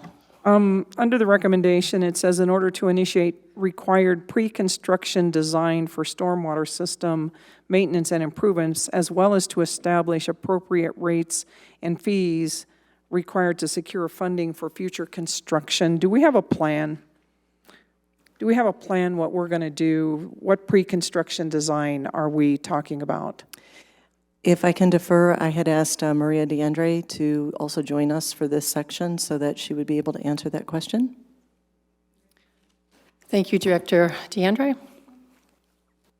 Yes, Mayor Pro Tem Russell, the plan would be is that we would, as what the first bullet on the memo states, is completing initial and final design for the Oxford Avenue Outlet Pipe Replacement Project, so Project S1, and the Rotolo Park Outlet Project, Project S2. So the $3 million would fund that design work for those two projects. We have not put cost estimates to these, but we would also then do a stormwater condition assessment, which we've already initiated the request for proposals to get consultants on board. And as Ms. Sabata mentioned, the third-party fee rate analysis in order to set those potential rates in the future. So, and then developing a stormwater maintenance plan. So that would be the plan for those dollars. So the stormwater fee maintenance, is that is that under the wastewater treatment plant, the rate and fee study that we're going to do, is this part of that? We're doing a condition assessment of all three utilities, storm sewer, sanitary sewer, and water under one report, but then we would do rate and fee analysis for each system separately. Because that's where it gets so like with the sanitary sewer, we have connector districts, so it gets more distinct and has to be more specialized at that point. But the condition assessment, we're doing all three with one firm. Okay, and I'm a little bit concerned that this is Hold off for separate. questions, Okay, please. that's fine. We have a very long agenda. Member Barentine. Prior to doing the completion of the initial and final design, are we going to have some kind of understanding about whether we're going for the 2, 5, 15, 25 pipe and what those sizes are and what the benefit is to going higher or lower? Yes, we'll talk about that a little bit later tonight with the change order discussion with Caliber. Our intent with the change order is to look at what are those exact pipe sizes. Could we run a pipe down Radcliffe, for example, and then what would be the sizes of those so that we could go into design with a more distinct idea and recommendation of what those sizes would be.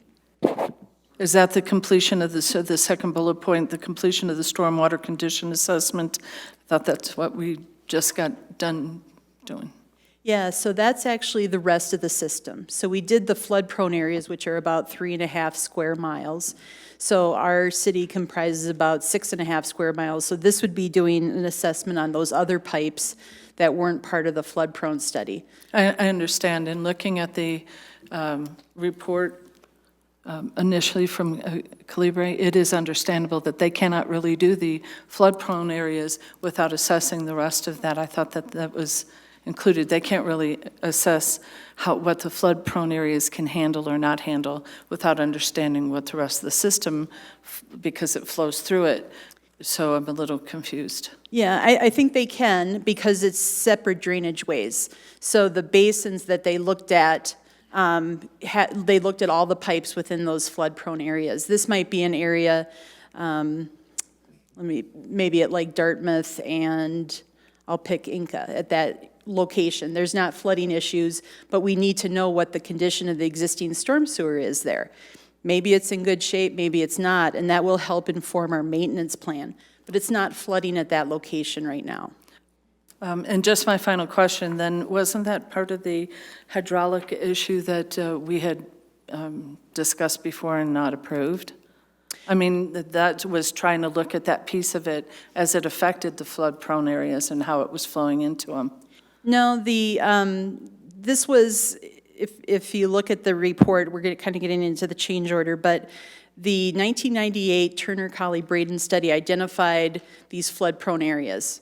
And what Caliber found was that their hydraulic analysis, hydraulic and hydrology analysis extended those boundaries. So they saw flooding going beyond those limits, and that's what they asked for their change order for, was to say, hey, we need to do a little bit more detailed study because the limits are not lining up with what had previously been identified. And as you could see, there's a map actually in the change order document. We also got verification of that from some homeowners where there's little red X's that were beyond the limits of the old study, but yet show up in those flooded areas. So that was the intent of that change order, was to look at really what are those limits, and that they were different than what the 1998 study had shown. Well, I'll have some more questions about the change order because that's problematic, but I wanted to know how much additional for the completion of the stormwater condition assessment you would do for this piece, you're going to include $3 million, because we're talking about administrative and maintenance costs, and in looking at that budget, over the last couple of years, we've taken some salaries out of there that were unusual, that weren't done before, and have since ceased to do that. So I'd like to have a little more information as we're moving forward. That's all I had. And just to clarify, so we haven't put costs to these bullet points yet? And as Ms. Sabata mentioned, I believe it was at the last study session, this will be like a drawdown. So we will come back to you with the costs for the stormwater condition assessment. So we don't just get a blank check to use the $3 million. Instead, we'll come back to you, we'll follow the procurement policy, and then tell you how much those costs will be.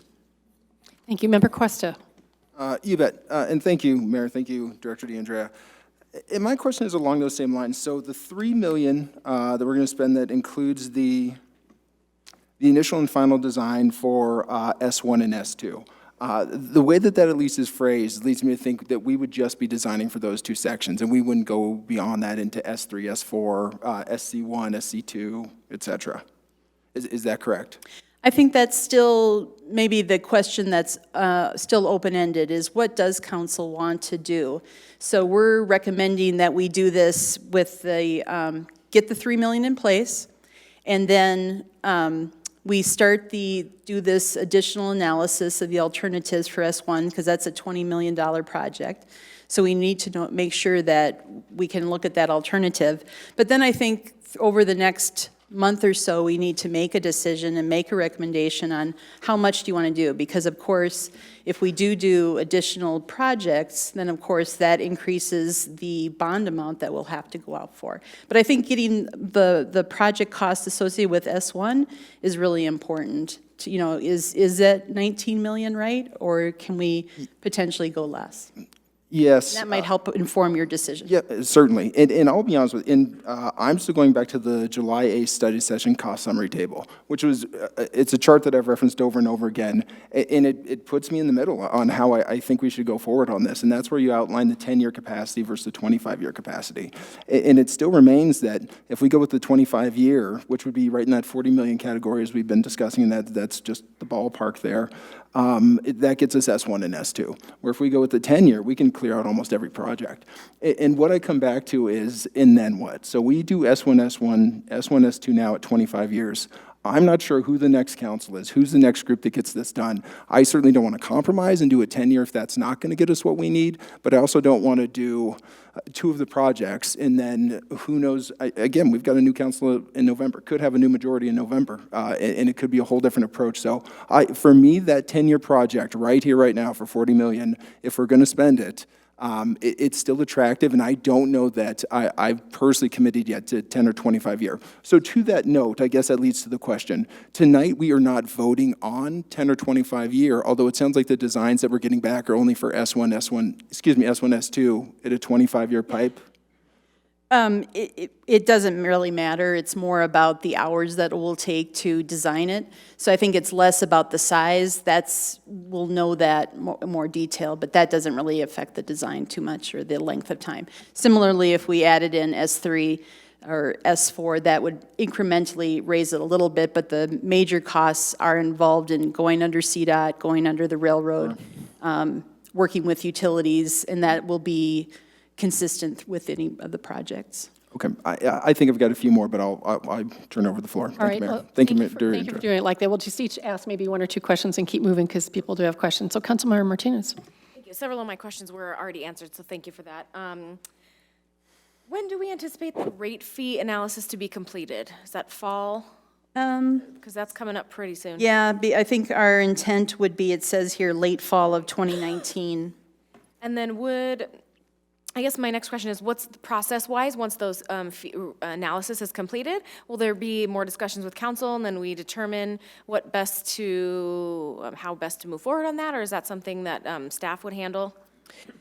So the intent of this particular assessment would be to look at other municipalities and what their established fees and rates are.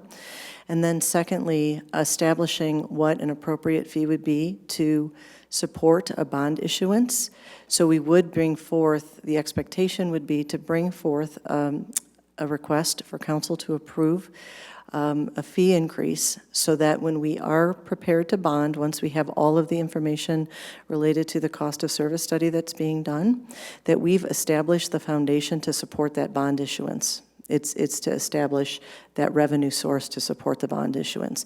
So that's the purpose of doing what in effect is a parallel track with, the cost of service studies that are our study that is being done internally. This will support that as well. So, does that answer your question? Yes, it does. Okay. Thank you. I'm going to ask a question now too. I just wanted to make sure what we're doing tonight is approving this loan of $3 million, which is really about all we can do into this fund in order to begin working and doing the design to keep moving this forward. That's really what we're doing tonight. We're not making the very specific decisions yet on some of the pipes and whether or not one is better than the other, or even if there are some other opportunities like you've mentioned under Radcliffe. That's what will happen as we set this funding aside, which you will then come back to us for every single project asking for approval as long as it's over 100,000. And probably you will anyway, at least alert us. That's what this is about tonight? Yes, it's really to keep things moving. And so, again, I foresee a future study session or 2, once we have a little bit more information about the S1 line and this alternative, as to whether or not then to make a recommendation from staff and from Caliber as to which direction. And then again, it's how much can we do, at what tolerance level would it be for the public? Thank you. Member Berentine.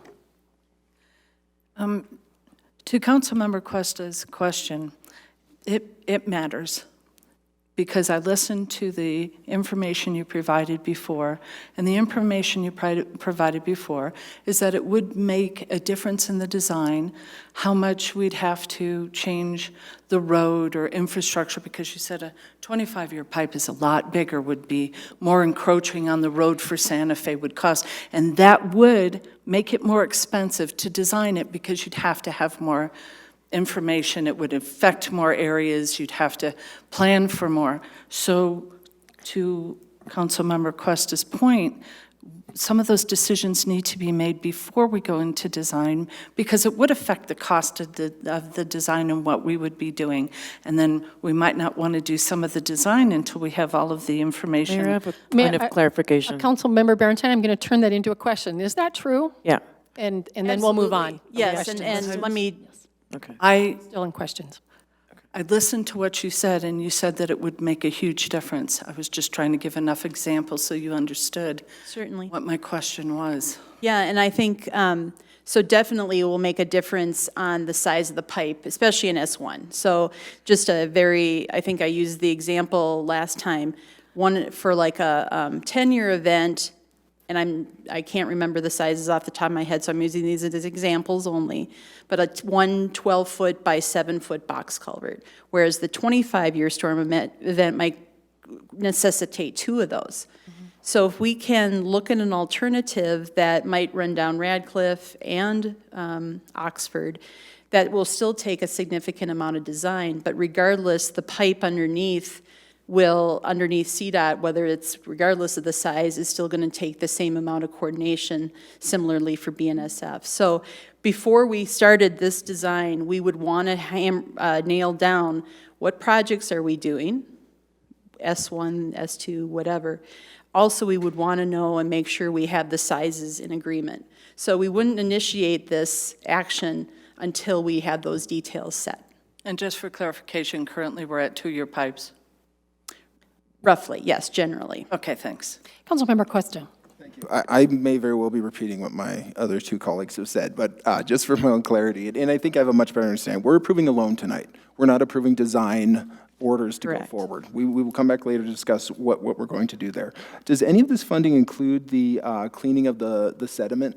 And I know that's come up with a few other folks here and with some folks in the audience tonight. Yes, if there wasn't adequate money in the storm sewer fund right now, so of course we're still completing the Oxford repair out at the corner of Santa Fe and Oxford. So those costs will draw down on the existing fund balance. Depending on the estimated cost of cleaning out the line, that would come from the existing fund balance or from this $3 million. And one more follow-up then, and thank you. I feel like I have much better clarity now, and again, it's something I'm still wrestling with. I imagine everybody up here is on what will be the best approach, and I'm sure the designs that come back will inform that as well. Do you know what the time frame is? If this is to be approved tonight, when would we have that discussion on what sort of design should we be ordering? Yeah, interim city manager Hargrove had scheduled it for next Monday. I think so. Yep. Mm-hmm. Thank you. Very good. Very good. Thank you, Director. Thank you, Mayor. All right, could I have a motion to approve 11A4? Someone please move. Move to approve 11A4, Council Bill 33, approve loan from General Fund Long-Term Asset Reserve to Stormwater Drainage Fund. Thank you, Member Martinez. Could I have a second? I'll second. I think I'll give it to Sierra. All right, discussion. Mayor Pro Tem Russell. I am incredibly frustrated because we really have not sat down as a council and had Caliber come forward. They've answered some questions. We asked questions. We don't get all of the answers we need. We don't have a plan. We come forward and we say we're going to we studied flood proofing. We paid $175,000 to study flood proofing and to study something else and then do the outfall systems plan. And I told you at the beginning, we couldn't afford to do that and our code probably wouldn't allow us to do that. So then we go through 6 hours of study sessions, not really coming forward with a plan, and when we ask for questions, we don't get the answers. I have a very difficult time wanting to approve this loan at all because we need a plan. If we have a plan in place, then we can move forward. That is how incredibly frustrated I am. Thank you. Anyone else? Seeing none, please vote. All votes have been cast. Let the record show 6 ayes and 1 nay, the 1 nay being Mayor Pro Tem Russell. All right, thank you very much. The next item is 11B, which we have nothing, and that's 11C. One is a resolution to approve 2018 supplemental appropriation. By the way, Council, are you willing to keep moving on these? I just realized I said I would take a break at this point. Do you want a break? Let's take a quick break. You want a quick break? Okay, let's take a 5-minute recess, and we'll be back here once we've stretched a bit. Thank you.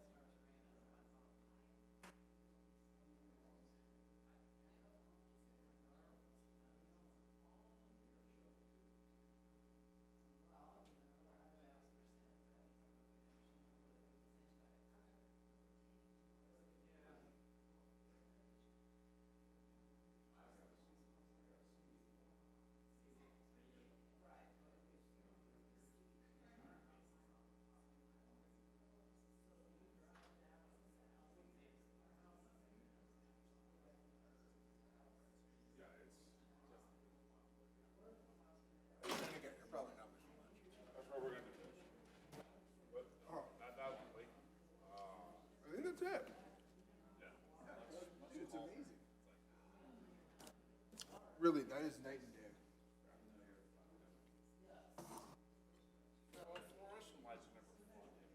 Oh, man. Brutal. It's like you need to just read something.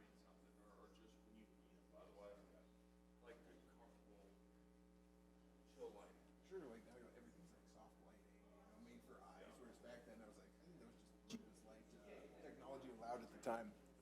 And, that's what you got. My philosophy is too bright to stare at. It's too bright. Like these I can stare at, right? Sure. It's not bright enough, or it's not too bright. Boy, I don't think about it. Like same thing with these. You have to squint at all. Sure. Then dip it down a little bit. Well, I guess there's notice that maybe it's just me who's having the dark side over here. I've been the lucky one. Daniel's still got it bright over there. Yeah, it is a little brighter on one side. Well, that's because he also has the fluorescent. Yeah, that's true. All right, then, what time are we getting out here? Midnight. And cook my kids. It's a fair document.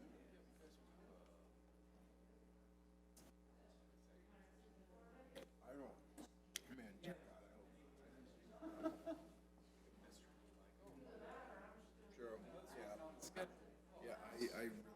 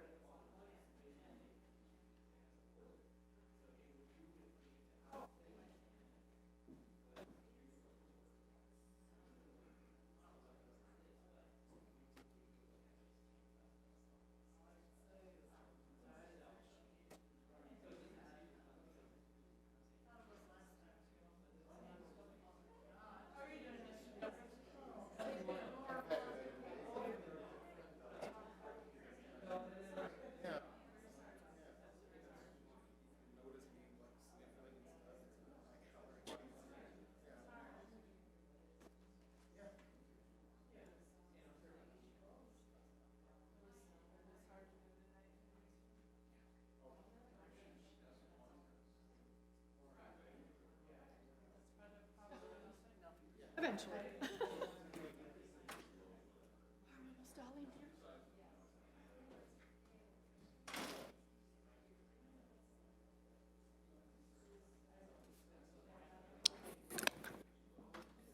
If we can make our way back to our seats, let's continue on. I should send you out with more for me. Yeah, they're good stuff. Mine's kind of cold. Yep.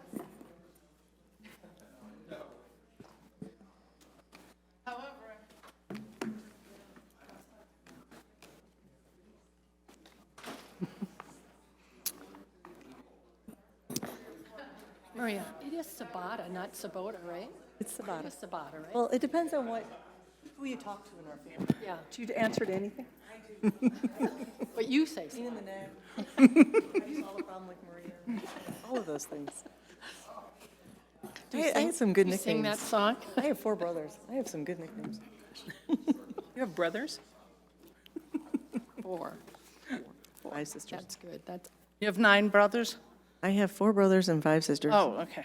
now it's on record. I'm the baby. How many hands you were, I thought you were going like this. I don't It's know. 4 sisters and Multiplying. 5 brothers. Man. All right.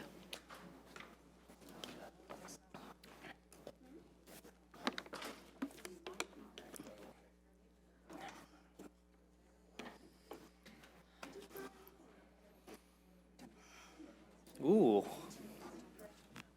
Ooh. I love that. I love that short rib. Oh, that thing's so good. I always get the large too, because you two big chunks. Tempting. You open after this? Wait, where did she go? Councilmember Wink, did you disappear? Okay. Oh, we could just start. Everybody look at her. We're waiting for you. Yes. More food? All right, now we're back to 11C1. A resolution to approve 2018 supplemental appropriation. Staff recommends to approve by resolution a supplemental appropriation to the 2018 budget. And our Finance and Administrative Services Director, Maria Sabata, is here again. And any questions for her tonight? Councilmember Barentine. I'm a little confused on how you got to this. This involves 4 funds. It involves and just correct me if I'm wrong, it's the unassigned fund balance, human resources, concrete repairs, and the financial department. Is that correct?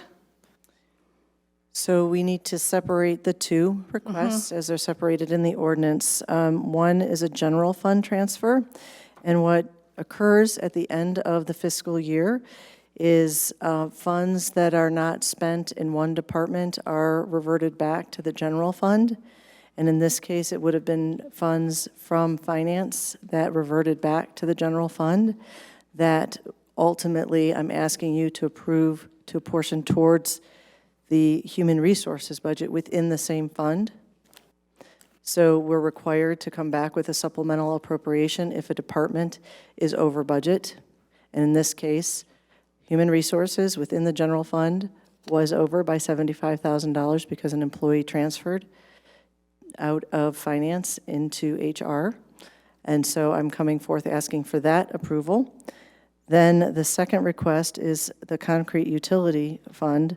Again, there were sources of funds, unassigned fund balance of $85,000 and a use of fund to the concrete repairs that were actually completed. And the unassigned fund balance is actually within the utility fund. And what happened at the end of 2017, there were funds that were not spent because the projects were not completed. And so the funds moved back into an unassigned fund balance. And what I'm asking is to move it forward into 2018 for specific projects that caused the concrete repairs within the same budget to be over. So that is, those are the two transactions that you're being asked to approve. Okay, to the first one, when there's a transfer between two departments, so if it was the intention of moving money from the finance department to the human resources department, shouldn't that have happened during the time that it was being spent, so that we were doing this in 2018 and not after the fact in 2019? So this is my first time bringing forth a supplemental appropriation, so I'll do my best to explain this. We have to wait until so the change occurred after the budget had been approved. So I can't say if it was approved before the beginning of the fiscal year. I can't speak to that right now. I could get you that answer at some point if necessary. However, once that decision is made and the budget is set, and we go through the year, we wait to see if the department is actually going to be over budget, because we don't necessarily know. And in this case, after we audited the financials, we go through the year, we do all of the accounting that is necessary for the Human Resources Department budget. They indeed were over. So we always wait until the financials are audited in case there's anything that's addressed during the audit. There were not any questions that were raised. And so then we bring it forth for approval. Yeah. In all fairness, it's in our charter. So I mean, if we budgeted a position to be in finance, and that position actually gets moved to another, that when that decision is made, shouldn't that come to council at that time? I guess I would need the reference for the charter so that I can look that up. It's not my understanding that that is the case. Thank you. Never mind. Councilmember Wink? Yeah. Do we know specifically that those funds were specifically for one position, an FTE? It was. Do we even know that? Yes, Okay. it was a payroll position that was moved to Human Resources out of finance. Thank you. Other questions? Mayor Pro Tem Russell. What happens if we don't approve this supplemental appropriation? That is a very good question. I do not know. It's already been moved, right? The position was moved to create a better efficiency, yes. It is not, it is, I'm sorry, I would have to defer, if we want that answer tonight, if it's in the charter, that when we move positions between departments, we need to come forth before we do that. I can't answer that question. If the city attorney could answer that question, I would appreciate it.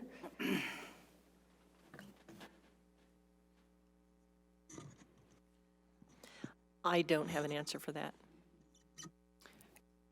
Councilmember Cuesta, did you have a? I was going to bring in the city attorney. Okay. Provide some guidance there as well. Thank you. Thank you. All right, any further questions? Can I have a motion to approve 11C1? Could I ask that the Mayor Move Pro to Tem's approve. question be answered then? I mean, what happens? This money was already spent, it was already moved. Council wasn't advised at the time it was moved. What happens if we don't approve it? Again, okay, the money has been spent, but it was intended to be spent in a different department, and I understand that. I do know clearly that when new departments are formed, that the council needs it, but I am not clear as to whether or not a transfer of personnel. We can, I guess, we could leave it up to council to get an answer. But yes, indeed, these funds were spent. But also, the finance department dollars were not spent. So we aren't spending twice. So the finance department was lower than was originally appropriated, and the HR department is higher. Thank you. Councilmember Martinez. I was going to ask if there are still outstanding questions that council would like answered before we approve this. Is it possible that we could move it to another meeting instead of approving it tonight? That's at your pleasure. All right. Seeing no further questions, I would like a motion to approve 11C1. I move to table 11C1 until the next council meeting. I move to approve it. I'll second. Wait, so Mayor Pro Tem, you're making a motion to table it to The next council meeting. next council meeting, and Councilmember Barentine has seconded it. Yes, okay. Any discussion about that? Member Cuesta? And just for clarity, Director Sabata, there isn't any urgency. If we tabled this, this wouldn't cause any issues on your end. No. Thank you. Member Barentine? Council has time and time again been put in a position where we've been voting on things that have already happened, money that's already spent, and put us in an awkward position. I would like to get the clarification on what the charter says so that we start with some clean slate about moving this forward, that when money is moved from one department to the next, after the budget has been approved, that it should have been approved by council at the time that it happens so that we don't run into these problems again. So I would like to have this table, get some of these questions answered, and move forward with a better slate. Other comments? Okay, now we're voting to approve that it would be delayed by 2 weeks. That is the motion on the floor. I'm going to vote against it. I think that it's pretty clear that this was budgeted. It's a change of where it's going to go. I think we've got way other bigger things to deal with, but I think it's a point well taken, I'm sure, by our staff to alert us of these things along the way. Member Cuesta? You bet. I'm going to support it, and I don't think if it doesn't hurt 2 weeks to get the clarity on it, and then we'll all know. This is one I'm not sure myself either, so it'd be good for me to know going forward, and I'll support it because if 2 weeks isn't going to hurt, I'd rather the clarity. Thank you. Okay. Other comments, or? Okay. So a yes vote is we're delaying it. Please vote. All votes been cast. Let the record show 4 ayes and 3 nays, the 3 nays being Councilmember Sierra, Mayor Olson, and Councilmember Wink. Great, thank you. 11C2. This is a resolution to approve Tyler New World ERP contract amendment. An RIT Application Services Manager, Joe Eisenbart, is here to answer questions. Questions for Mr. Eisenbart? Seeing no questions, please. I do have a question. Mayor Pro Tem. Is this amendment retroactive to May of 2016? I don't know the answer to that. I would say it would be going forward from those. From here? Yeah. I heard the city attorney make a comment. Would you like to make a statement? It is not retroactive. It's amending an existing contract, so it's moving the contract forward. And based upon the amendment, monies will be refunded to the city. So we paid this in advance. This money was paid, and I should not be the one answering these questions because they go to the underlying concept. But As I understand it, this money was paid out with the anticipation that the city would use certain elements of Tyler New World. The city ended up not using those, so we did negotiate with Tyler New World for a refund, and we agreed to do an amendment with them. Thank you. Thank you. Great. Could I have a motion, Mayor Pro Tem? I move to approve 11C2. Thank you. Could I have a second? I second. Sierra seconded. Thank you. Any further discussion?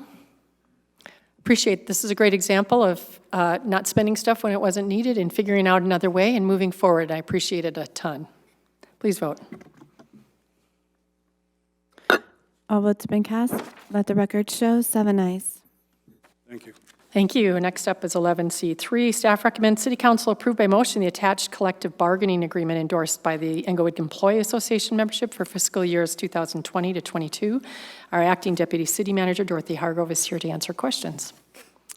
Mayor Pro Tem. Thank you, Mayor. I guess I want to know why we're bringing this forward. Do we always bring this forward at this time, or why are we not waiting until after the budget is approved?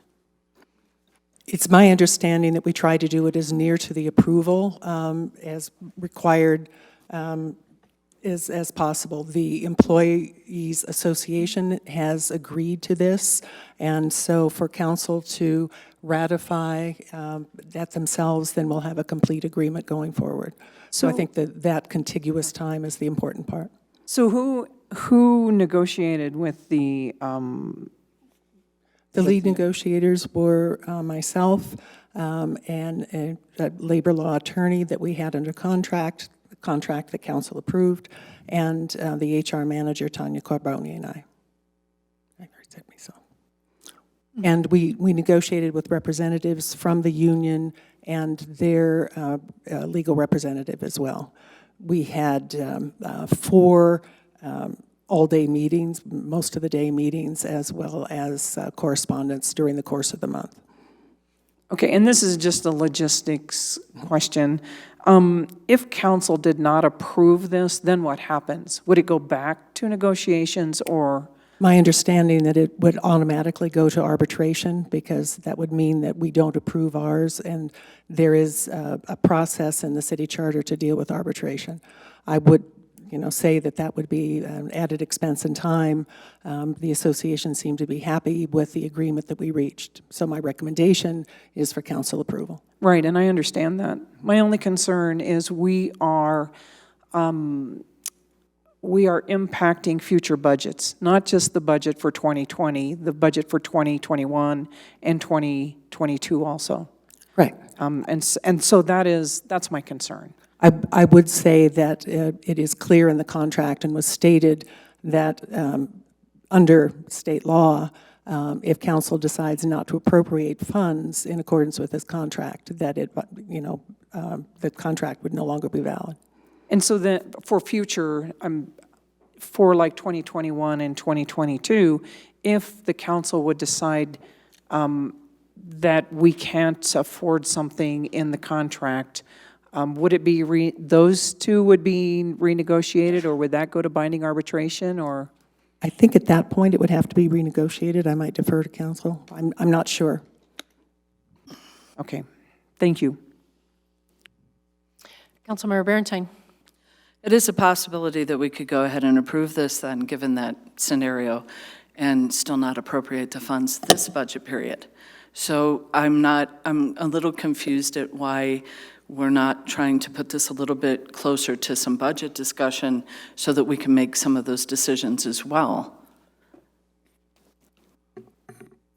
In terms of timing? Right, so that it's at least included in, as we just found out, maybe not details, but 80%, 60% of our money, whatever the piece of the pie was, is employee costs. And so this affects the city on Absolutely. on a pretty big level, and 3 years out. So if it's possible for future councils not to appropriate the money, then it's possible for us to put this through and still not appropriate the money given the budget discussion. I just thought it would be more thoughtful to just kind of have it all at the same time. I think that would make it part of the negotiations, because what you need to approve is what they have approved. We can't come back to them and say, we think 2% raise would be better. I mean, it's their complete contract, or it goes to arbitration. Well, just like for the next year in 2021, 2022, it'll be part of a budget discussion then as well. So, I mean, I just would have liked to. Well, I think the answer, apologize. it wouldn't be a non-appropriation of a certain amount, it would be total non-appropriation of funds. Correct me if I'm wrong, please, City Attorney, but I think that would be the case. If we simply don't have the money to pay for this, we could nullify the contract. I guess in the past, what I've been able to hear is at least why they came to that conclusion, what the information was, some back and forth as part of the budget and how we were going to work with that, so that if we were going to give that piece of it, where else we might be able to cut. Maybe not that we were for or against that, but that it was part of the budget discussion and not something that everybody believed was set in stone. That's just the way it was handled before.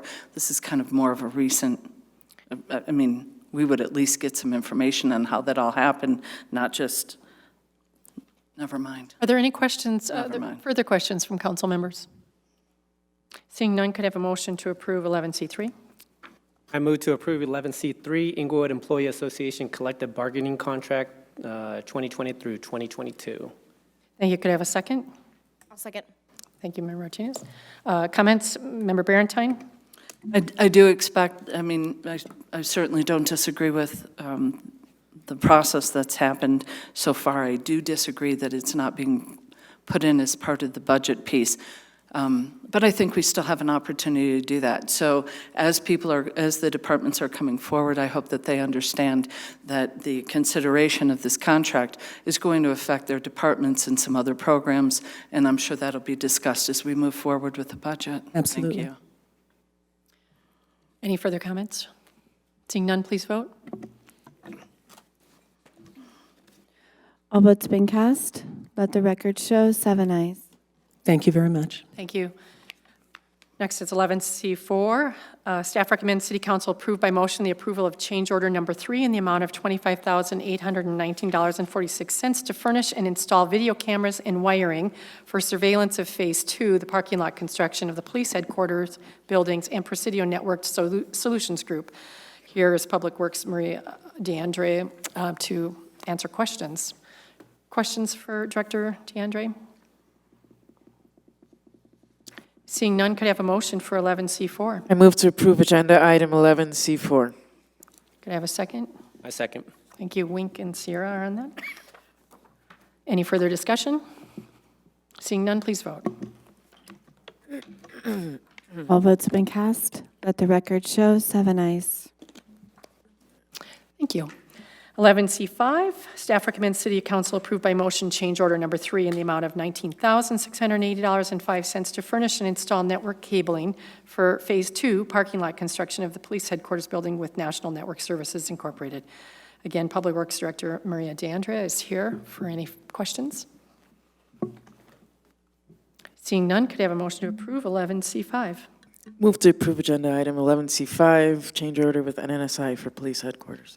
Thank you, Member Wink. Could I have a second? I second. Thank you, Member Sierra. Further discussion? Seeing none, please vote. All votes have been cast. Let the record show 7 ayes. Thank you. 11C4, approval of the change order with Caliber Engineering for flood-prone area stormwater analysis. Staff recommends by City Council approval by motion 2 change orders with Caliber in the amount totaling $44,714 for additional work related to the study and the feasibility of an alternate route for the outlet from Project S2. Public Works Director Maria DeAndrea is here. Yes, I'll just mention that Mr. Murphy is here from Caliber to answer questions as well. Thank you. Questions from council? And let's really keep these to questions. I know we might have a lot of comments about this, but let's really try and get all the questions out, and then we'll have a motion and then discussion. Councilmember Sierra. So I guess let's just start with the process. So can we just go through the change order process, or when work starts, when a vendor begins to start work on a change order? Can we just go through that entire process and find out? Certainly, yep. So typically what will happen, like the other two that we just approved, is the vendor will come to us or we solicit a quote because we know we need additional work. So it's generated by the owner. In this case, Caliber came to us and said, we're seeing from our initial analysis that the flood-prone areas exceed the boundaries of the flood-prone areas identified in the 1998 study. So then they put in a request for additional funding because they recommended that we should study this in more detail to get a more defined limit on those flood-prone areas. Then we talked about that with council at the February study session, but we never brought it forward. So there was confusion between city staff and the consultant as to whether that had been approved or not. So similar to the ones that we just approved for the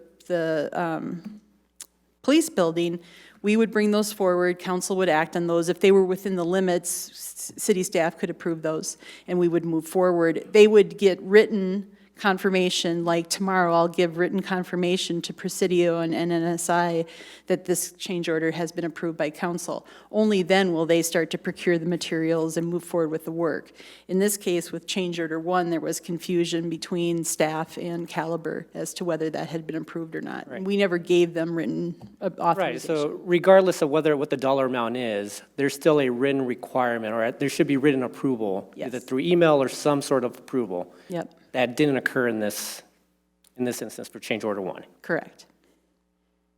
Do we have regular reoccurring, either biweekly, weekly meetings with Caliber to understand what's on the agenda or what it is that we're looking to do, what new milestones we have?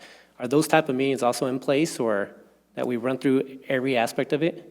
We didn't have regularly scheduled meetings. We met periodically and talked on the phone. But again, I think they were working under the assumption that they had authorization to do that work, and so it really never came up. They were just proceeding. But their authorization was coming from citizen input. That may have occurred. It sounds like it came from citizen input. It didn't come from the city. It didn't come from council. We raised questions during a study session.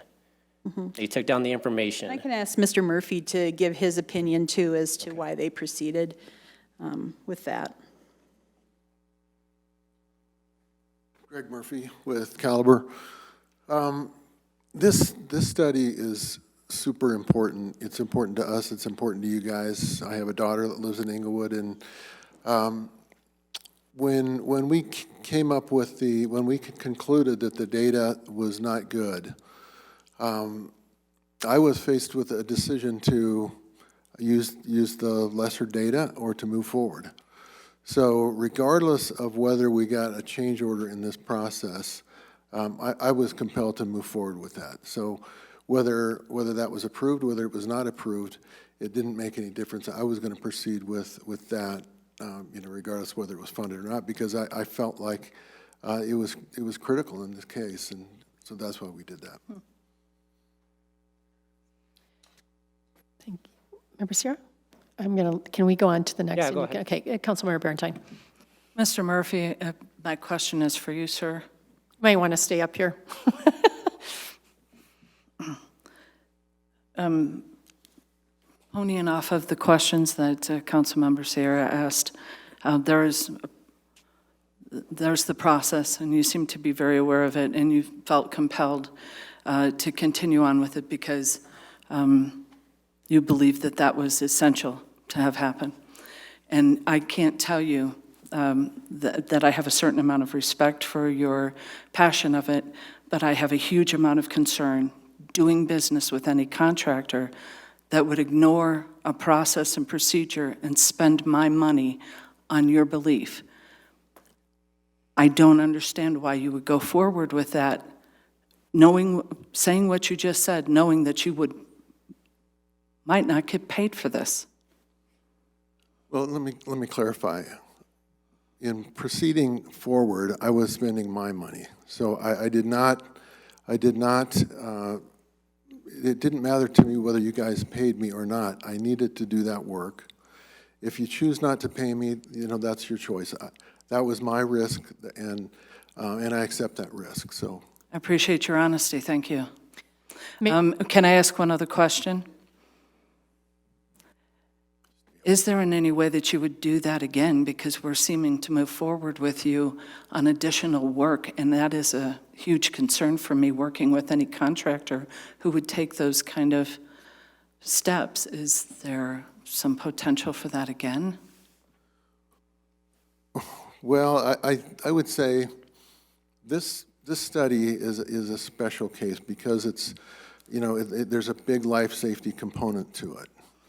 And there aren't very many times when I make a decision to do work with, at my own risk, knowing it's the right thing to do. So I would say it's highly unlikely that would happen. This may be one of one or two or three cases where that's happened in my career. And I'm not ashamed to have made that decision. And again, if you guys want to approve the change order, that's fine. If you don't, it's my risk.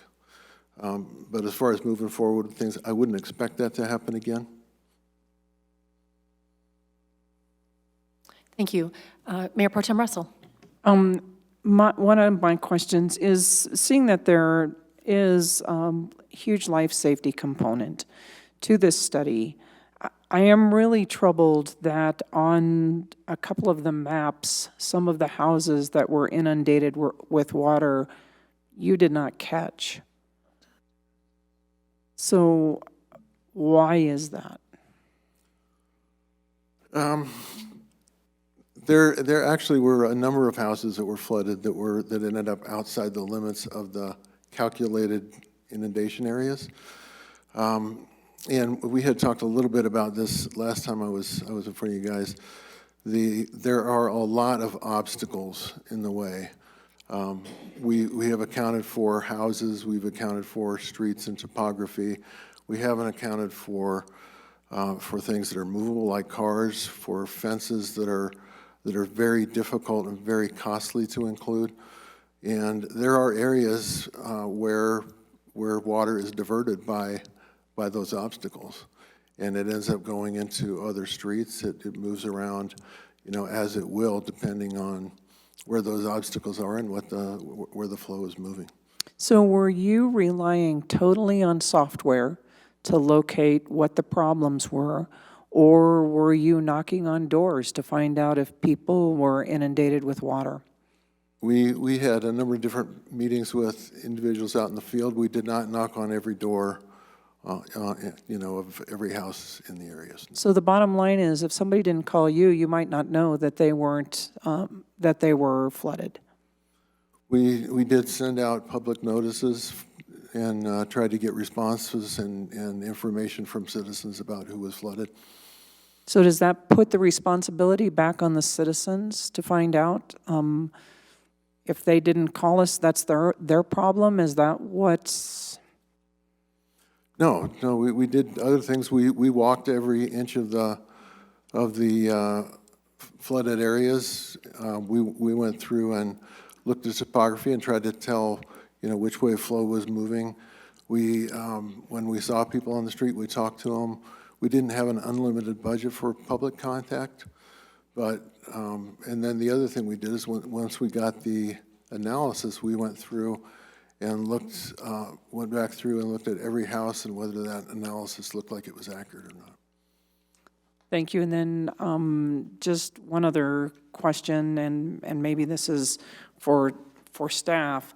I know that on the outfall systems report, there are pages where it lists the size of pipes and how many feet of pipe there is, and I really feel like those are the types of discussions that you all should have had with council. In looking through all of it, it was just like, I felt like instead of having somebody that we've paid $171,000 for a report coming and going through step by step to figure out what we ought to do. Council has just been kind of left to our own decisions and things. So, I mean, one thing, for instance. Is there a question, Mayor Pro Tem, before we get to the motion, and then we'll discuss? That's fine, go ahead. Are you sure? I think you were going to, were you just going to ask one, or no? I don't All right. remember, it's fine. Member Martinez. I have a question. So it has come up about knocking on folks' homes door to door, talking to, people. What would something like that cost if we said, hey, we wanted you to go talk to every homeowner in our community? Can you just give us an idea of what something like that would cost? I would assume it would be a whole lot more than our original project cost, just so we can get a better idea of what something like that might even cost. Yeah, I don't have a strong sense of it. We also did a survey as well. But I don't have a good sense for that. Maybe, Well, and I know you did talk to several homeowners. I've heard from several people that you spoke with and talked to, but I don't think our ask of you was to go to every home in our community and assess personally and communicate with those people. So I just want to be clear that that's not what we asked of you in the first place. And if we did, the cost would be much higher than the original cost. Is that correct? Yes. Okay. Last question, and then let's get a motion and then have a conversation. Councilmember Berentine, sorry. It was my understanding that the RFP that you did, that the contract that we did was for you to go ahead and do a survey to make an assessment of all of the floodplain areas, and that included the homes that were flooded. That included you contacting them and making an assessment of those areas. So I don't want to misspeak for the contract that we had, but I believe that that was included, and that was part of the process that you did. So to have some homes excluded would have been a concern. So a postcard was mailed out for the survey that directed them to the online survey. Went to about 4,300 homes, if I remember correctly. We got 54 responses, which Caliber summarized in a very large table. And so from those, we also, at the very last question was, do you wish to be contacted to discuss further? And so that was the basis of some of the contact points that Caliber did make. Not all of those 54 wished to be contacted, they just wanted to give us information. We also had a public open house where they noted where, again, they were able to discuss specific issues. So I know, do you remember how many people you actually visited on site? I want to say it was in the... It was maybe 30, 40. Okay, yeah. There was a specific outlay for the flood area where Rachel Herber passed. For you to go, there was conversation about that, correct? Right, okay, thank you. Thank you.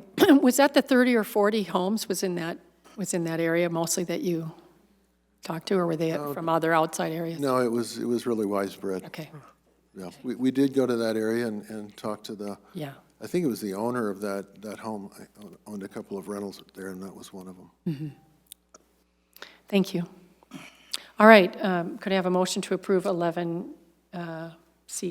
I move to approve agenda item 11C6. Thank you, Member Wink. Could I have a second? I second. Thank you, Member Sierra. Councilmember Berentine. I won't be able to support this process if we had followed the proper process. The council did discuss this. I've had numerous citizens who have been very diligent in pointing out that council did make a decision. They didn't seem to be confused about it, and the information that they provided, council said no, and it happened anyway. And I would rather win people over than run them over, spend money, and then come to council, put their back up against a wall and say, well, we did it anyway because it was important, because it was necessary. That needed to be vetted at the time, and I'm concerned, as much as I have respect in the way that some of the meetings were handled, and I'm not disparaging that. I believe that he probably believes that that should happen. I have a concern with dealing with any contractor who ends up making a decision to go ahead and bypass that. I greatly appreciate the honesty that he understood when he did that he was taking the risk that he would not be reimbursed. No, That's understandable that he would understand it wouldn't be reimbursed. He didn't have a change order, and I can't support this. Council has to stop doing this. I believe it might be Councilmember Sierra next. Thank you, Mayor. I cannot approve the change order 1, just for the simple fact that there is a statement of work between the city and Caliber, and this fell outside the scope of work. And so I just can't move forward with this. I would be open to a motion to amend this aspect to move forward with change order number 2. But just for the simple fact, and I do appreciate Mr. Murphy coming tonight and putting yourself in the line of fire here, but I just can't move forward with change order 1. I'm going to come back to you to ask if you want to make a motion to amend, but I believe Member Quest might be next, or Mayor Pro Tem. I think it is Mayor Pro Tem. One of the other concerns that I have, I agree with the things that have already been said, but I'm very concerned that, and perhaps some of this falls on the city and not on the engineering firm, is the fact that we put out an RFP and we get a set amount for $171,000, and then the change order comes back. And the change order actually puts us higher than the next lowest bidder. And if our parameters were met, if we had designed the parameters we needed, then that caliber would have been eliminated and another firm would have been put in there. I just cannot support this change order. I do think it's important for us to move forward, but I'm just not sure that this is the way to go. Thank you. Member Cuesta. Thank you. Mr. Murphy, I too appreciate the conviction going forward. I think that was a bold move. I too am bound by protocol. There's a way that we have these things in place, and they do need to be followed. And it goes for everybody up here. It has to have the vote of council for us to spend this money. So I'm probably in the same frame of mind as Councilmember Sierra. I'd like to see the two split out and taken as individual votes. If you were to make such a motion, I'd certainly support it and cast a vote on each one. And if we're speaking to it now, I could very well see myself splitting that vote between the two. Thank you.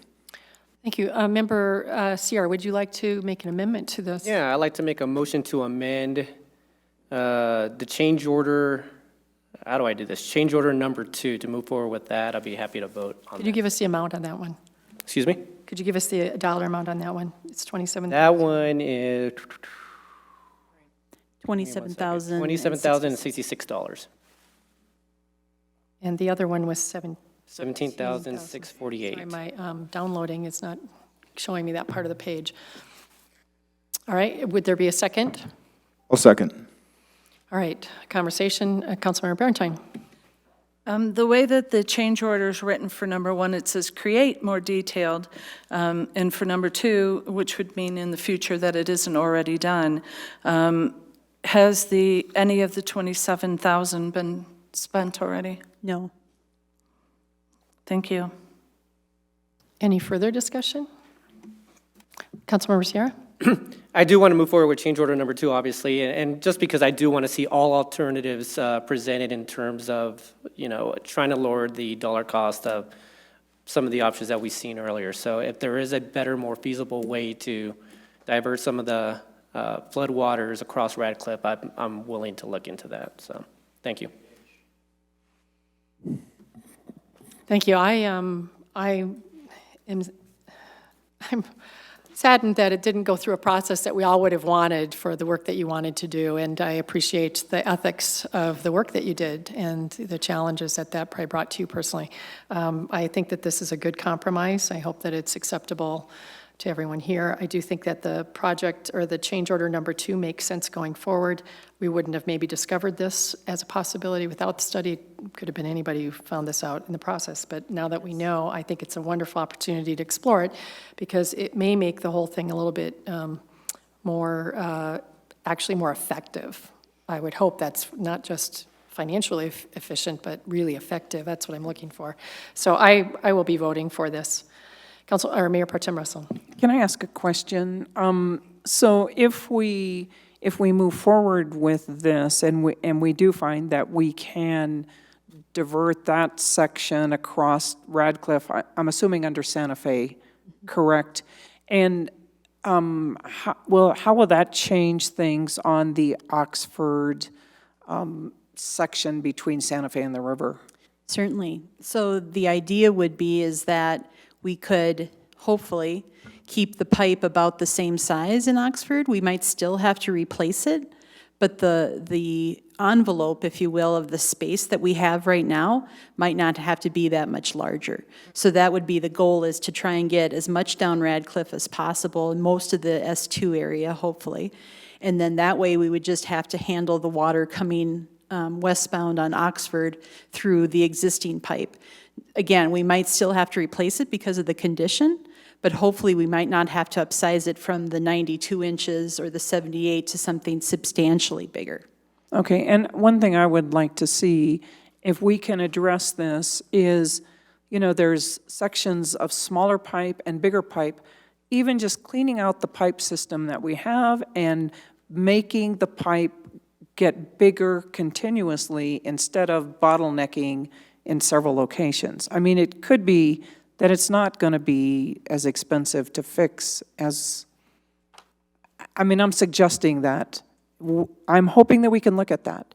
Certainly, and yeah, that would be the intent, is to move forward with that cleaning as quickly as possible and get the existing pipe that we have in as good a condition as we can, because it will take time, as I mentioned before. Even if we use the Radcliffe alignment, we're still going under CDOT's road, we're still going under the railroad, regardless. Okay. And one other thing that I would like considered, because I believe somebody shared this tonight, is fixing the sinkhole at Jason. Yes, yes. So we did do some more investigation into that. Utilities has televised the line, and so we're trying to determine the exact extent. It does look like the pipe has failed on the bottom, and so that's what's causing the asphalt and the concrete up above to sink down. So it's a 48-inch pipe, so fairly tall. Chest high for me. And so our intent would be is to move forward to replace that length of pipe depending on what that TV line shows, or the videotape. Thank you. Member Sierra. I'll probably send this for a council request just because we're outside of the frame of questions, but I just want to get more information on just Jason Street sinkhole. So is it better just to wait until council requests? You've made it already. Okay. You can do it again if you want, Councilmember. No, I'll just wait to I'll just wait to the end. Well, we could. If you have more to say, yes, please do. All right, it looks like we're ready. Please vote on the amendment to do the change order number 2 only of this request tonight of 11C6. All votes have been cast. Let the record show 7 ayes. Thank you. Thank you very much for your work on this. Next is general discussion. Mayor's choice. I think I had a number of things that I think I'll wait on till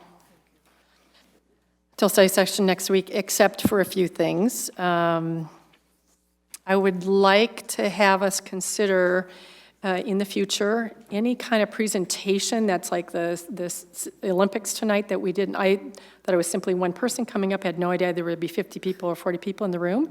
But I think that really would fit under 8A or 8 of communications proclamations. And if we have to make it into some sort of a communications of celebration of the 50th, let's try and do that. So just for staff in the future and manager, I would love to make that part of our process, because I do believe that it did take a lot more time. We did a lot of clapping, and I was part of that, and standing, which changed the dynamic of that whole presentation.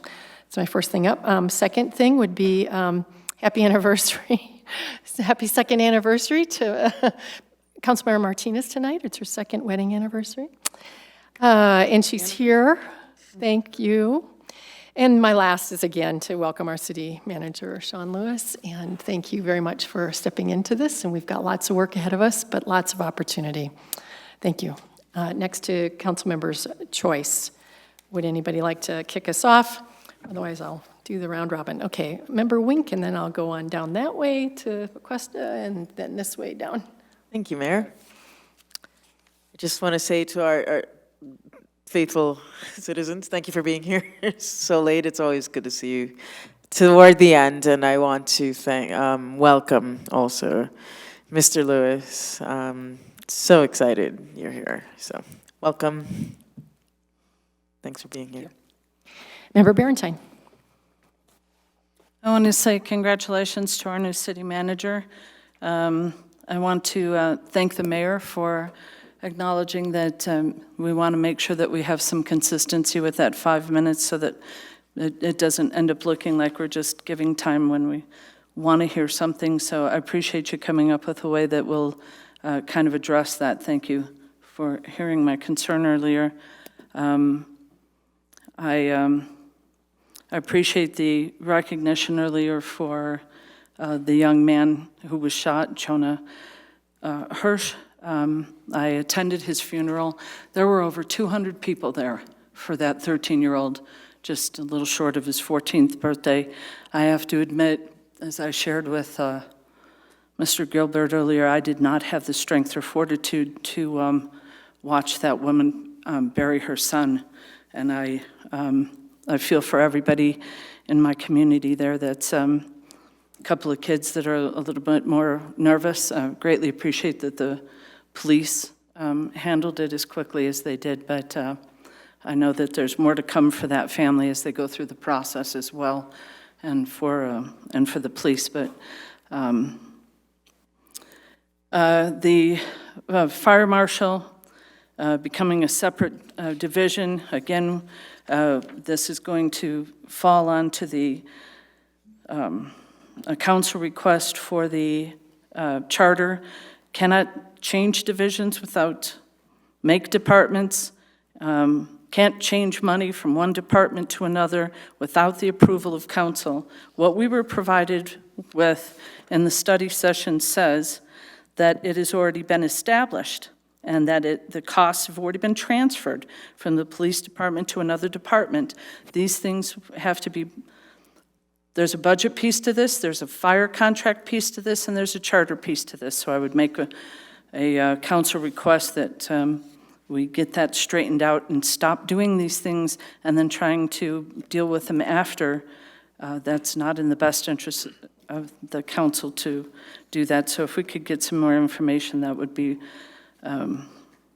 appreciated. The water that's coming up through the asphalt at the intersection of Quincy and Broadway has not, the explanations that some sound equipment has been used to go ahead and identify that it's not Denver's water, it's not our drainage pipe, but that it has something to do with the tenant over there for where the old Geek Street building is, the farmer's market kind of outside thing that they're doing. If that's the case and that water is coming from that business, the question is, why didn't we shut the water off? This has been going on for a week before it was notified. The initial information was on the 30th. All of council wasn't notified, that we have a communication piece to this so that everybody knows what's going on. And then where we can ask some questions and just what's starting to look like finger pointing that it's not Denver, it's not us, it's the business, and yet there's water still coming up and people are not convinced that it isn't compromising the structure for that street. Given the sinkhole, and that we had just had it looked at before it became a big hole, people are asking that we be a little bit more proactive. So it was suggested to me that if there is water still coming up from the street and people believe it's water coming from that building, then shut the water off so we can minimize whatever damage we're doing. I'd like to put that as a council request so that we can get a little bit more information on whether that intersection is compromised or not and what proactive steps we can take to stop any further damage. That's all I have. Thank you. Member Cuesta. Thank you, Mayor. I too would like to welcome the new city manager, and I'm really thrilled to have you here. I've heard a tremendous amount of support with the neighbors I've spoken with as well. And also to, again, thank ICM Hargrove. Tremendous job, really appreciate it, and if I recall correctly, it's not one that you volunteered for. So you're a very good sport for doing it as well as you did and as long as you did. To the note regarding potentially moving this to proclamations, Mayor, I think that that's a good idea. The event we had tonight with those Special Olympics kids who were inspiring as well. I think one of those kids must have had a dozen medals around his neck too. An incredible group. To take that one step further, I would even move Section 8 above public comment. Let's say that we had those kids in the proclamation section. They'd have to sit through however many public comments we have. I think that we all enjoy public comment. If there's other folks, kids might not. That would be my suggestion on that as well. Great suggestion. Thank you. Mayor Pro Tem Russell. I actually just want to remind council that ACE has a walking tour of the businesses on Wednesday at 11:30, and they're meeting on the, I think it's the it's the northwest corner. Northwest corner of Jason and Northwest corner of Jason and Kenyon. Thank you. I was just going to say that. So anyway, I plan on going with them, and whoever else would like to go would be great. Other than that, I probably have something else, but I can't think of it right now. So I'll save it for next time. Next week. Thanks. Councilmember Martinez.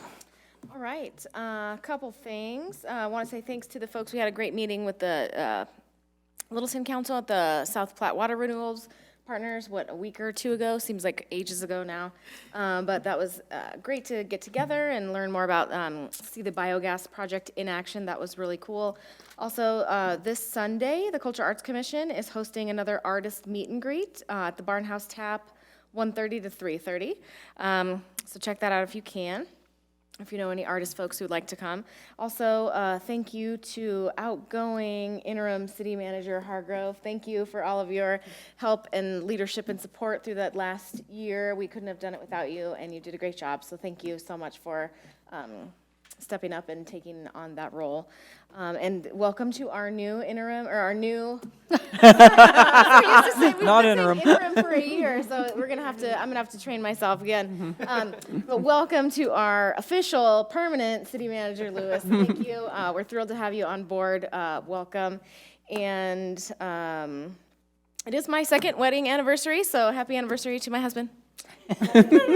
Sweet. Member Sierra. I have a lot, so I'll start with the council request. So That's why I saved you for last. Oh, well, thank you very much for that.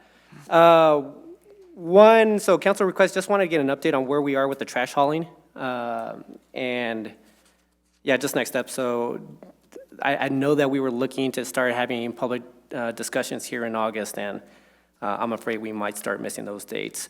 Also, just another council request on where we are with the alley work, specifically around the asphalt millings that we were planning on laying down. An update on that. And then also regarding the Jason Street sinkhole, I'm just a little bit concerned about this just because it did seem that not all the information was being relayed to Director DeAndre, and so I just want to get an idea of when she was provided the information, how she was provided the information. And the part of this that is concerning me is that City Council is trying to make a determination on what the scope of the project is, and is this something that we do have to consider in the future?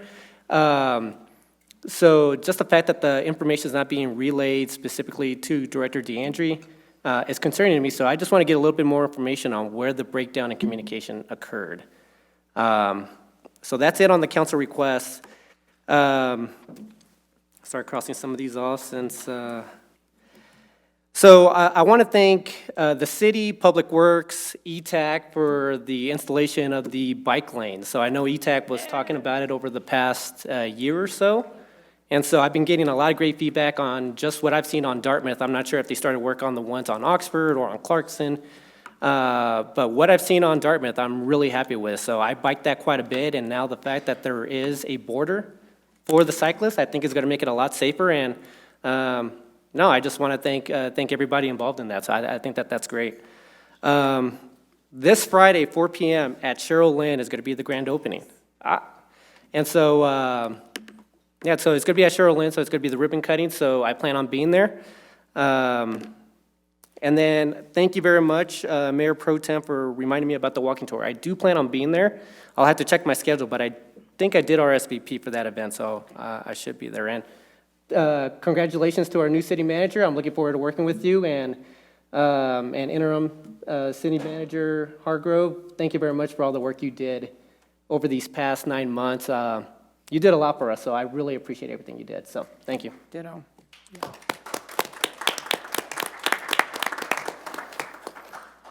Thank you. I'm going to, I forgotten one thing and no one mentioned it, so I want to make sure that everyone knows tomorrow's National Night Out, and you were given another an update later this afternoon, a second one, so there was another addition to it, so be looking tomorrow in case there's another one that slips in. I failed to do this tonight when we welcomed our city manager, but all of our directors and our city attorney and many others really helped step up since October to make this city run, and sometimes doing things that I believe we never will know about. So I don't know how to appropriately thank everyone for pitching in, and they'll need to continue to pitch in. I mean, that's their jobs too, but to help bring on board Sean in a way that makes him successful. But I want to ask you to, communicate to your directors this week. Thank you from us, and we know they did things that we probably don't even know they did, that they normally hadn't done. So thank you. See you at National Night Out and the walking tour. All right, so city manager's report. It's your time to tell us anything you want. Good evening, council members. I would just say that I gave you an update on my plan for a 90-day plan, and so that is in the process of being developed, and I look forward to meeting with all of you. I've gotten to meet with a number of directors today, and am having good conversations. It was a great first day, but I look forward to my conversations with you as we develop goals and continue the projects that are of utmost importance to the citizens and to you all as well. Thank you. City Attorney's report. Thank you. This meeting is adjourned. It went shorter than everyone thought it would. You missed it. I won't be there. Get mad if you took something. I am tired tonight. Like the north. Write it down and I forgot this. They never have us do it. Well, I let her know. it's on my calendar.